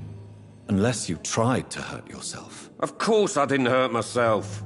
But I can't work until my arm is fixed. My children need to eat, Doctor. How could your job be responsible for your wife's death? I was working a double. She went out to bring me a hot meal and got caught in a German bomb raid.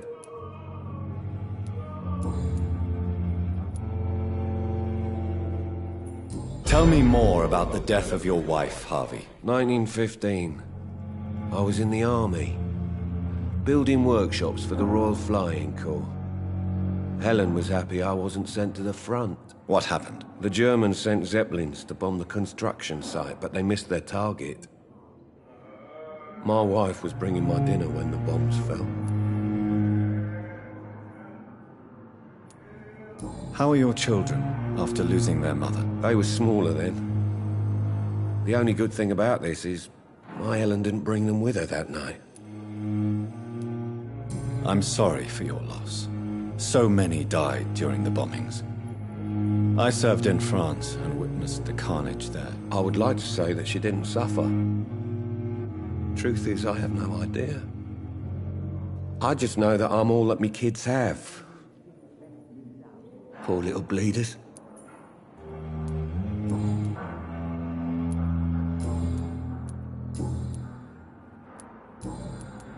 Goodbye for now, Mr. Fiddick.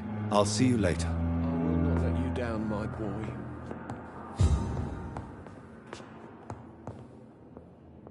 I'm quite busy right now, Dr. Reed.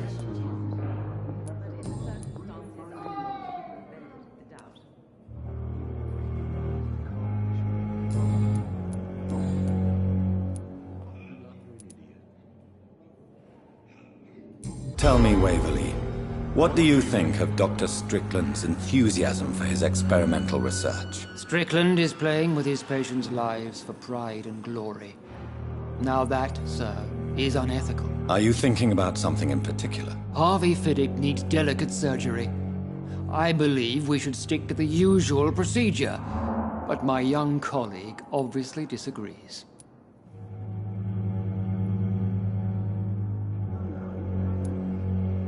Why do you wish to lead this surgery? I strongly believe that Mr. Fiddick should not be butchered to test an unproven procedure.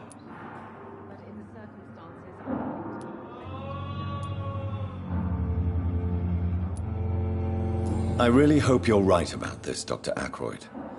I'm trusting your judgment on this. I'm not the kind of man who runs away from his responsibilities, Dr. Reed. There is no need for you to be looking over my shoulder.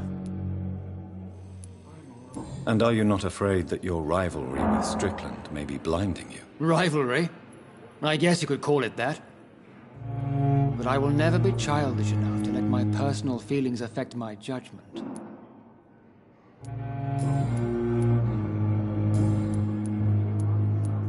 Thank you for your time. We'll talk later. In the circumstances, I'm willing to give him the benefit of the doubt. What can I do for you, Doctor? Thank you, Nurse Crane. I will not let you down, my boy. Good evening, sir. Good evening, Doctor. How is my son doing?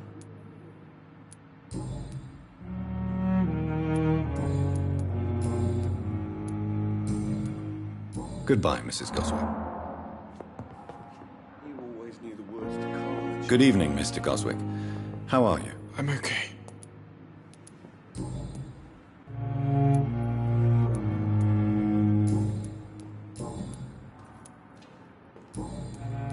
I have to go now, sir. But don't hesitate to contact me if you need any help. I'm all right. Don't waste your time with me. Never could keep anything from her.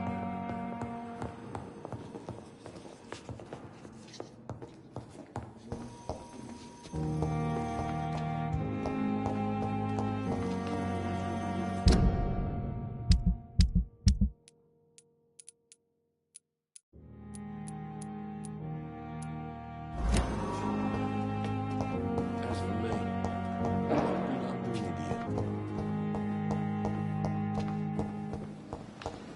Thelma Howcroft said she was being watched by vampire hunters. Where are they hiding?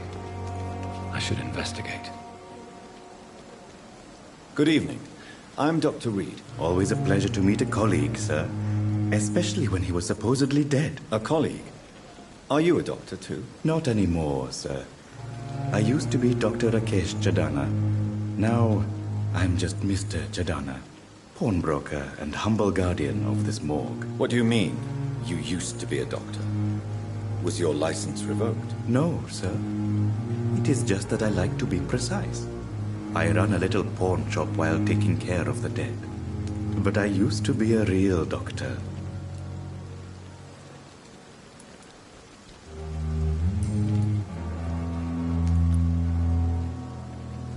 Do you work here alone? Yes, very easy work, sir. All I have to do is watch a few bodies. The situation was very different when the main morgue was still open.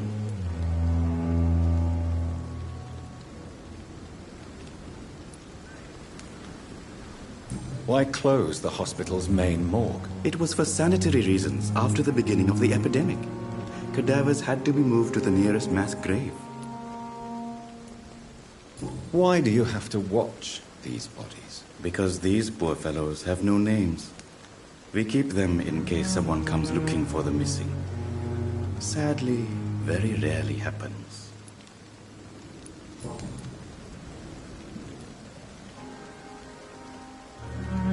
Are you afraid or uneasy being surrounded by so many corpses? Why should I? These bodies are empty vessels. Flesh left to decay. Poof. No soul anymore. All gone.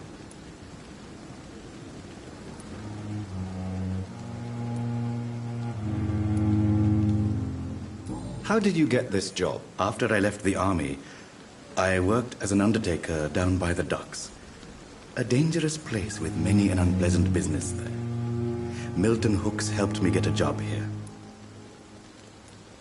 An interesting point of view. And quite an exotic one, too. Most people fear, or at least have a respect, for dead flesh. Sir, as a medic during the war, I learned to face my death and the death of others. It's the pain we have to tame, not death itself.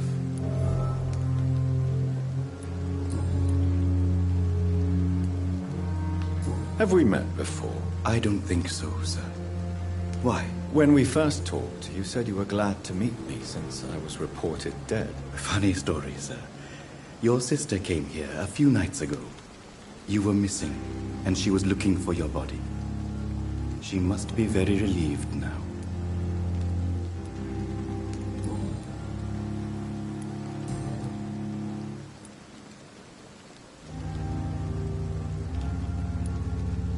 Since you're not afraid of dying, do you believe in life after death, Rakesh? No. I believe we must do all the good we can while alive.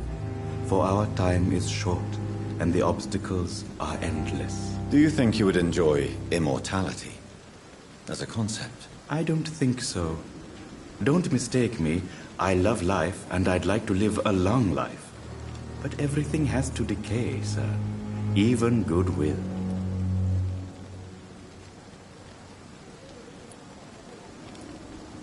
So you're ready to die?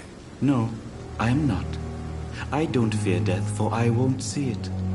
What troubles me is the pain my death will inflict to those I know. You're a wise man, Mr. Chadana. No, Dr. Reed. I am a foolish man. But I like to think otherwise.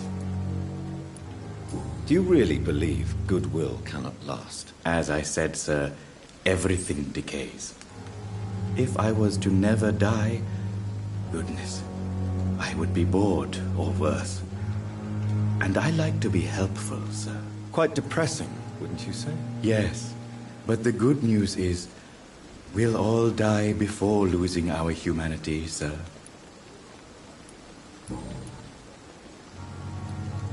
A pawnbroker? I expect you get all types of people here. Yes, sir. All kind of people. For I sell all kind of goods.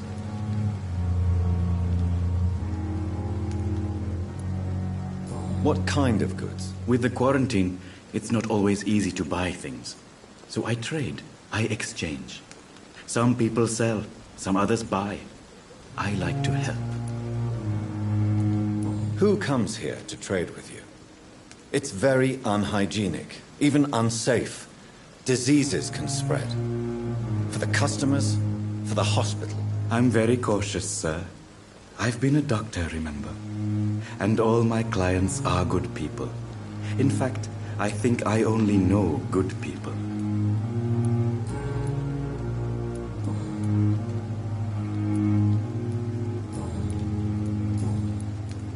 Please show me what you have to sell. Of course. It's just trinkets and curios, really. But I'm sure they can be useful.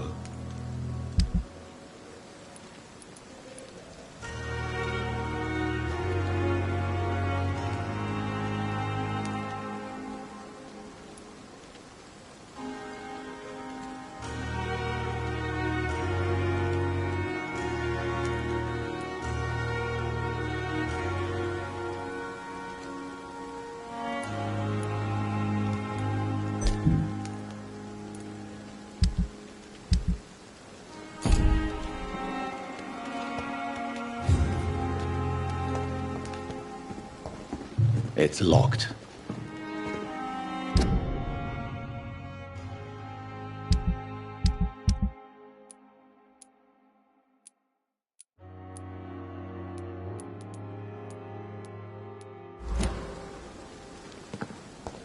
It's locked.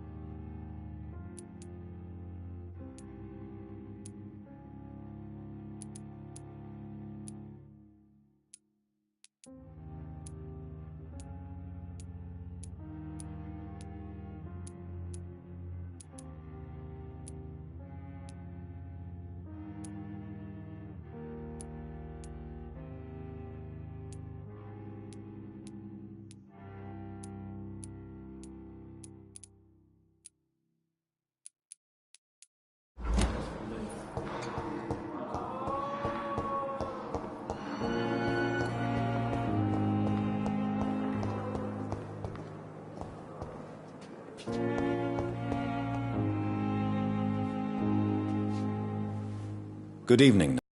Evening, Doctor. I don't think we've been introduced yet. My name is Pippa Hawkins. And I'm Dr. Jonathan Reed. Dr. Swansea has recently offered me a position in this hospital. Well, it's a euphemism that your help will be appreciated, Doctor.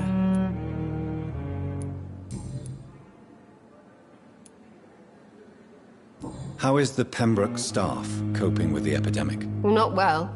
Milton, the ambulance driver, is even more grumpy than usual, especially concerning doctors. Why is Milton grumpy on a daily basis? Is it just an act? Milton's not the kind of man who's bothered about a bad reputation, whether he deserved it or not.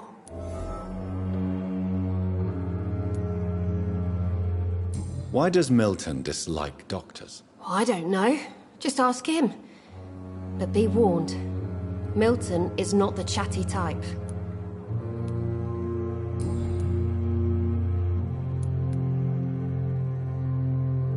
How long have you been a nurse? Well, long enough to see that the epidemic is winning. And no matter how qualified you are, don't tell me you'll change that.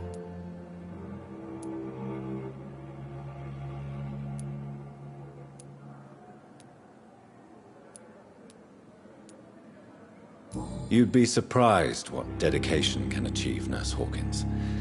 In medicine, sometimes we're just a test result away from a miracle. Sorry, Doctor. I don't want to sound bitter, but I'm just too tired to give a pep talk like Nurse Brannigan. How would you describe the situation at the Pembroke Hospital? It's serious. The flu is wreaking havoc amongst the staff and patients. We are running out of everything. Nurse Hawkins, the Spanish flu won't last forever. Even the Black Plague didn't kill everyone. I wish I could believe you. But what if this epidemic was worse? What if in the end, nobody was spared? You must get a hold of yourself, Nurse. Sorry, I'm exhausted. No one has any idea when this epidemic will be over.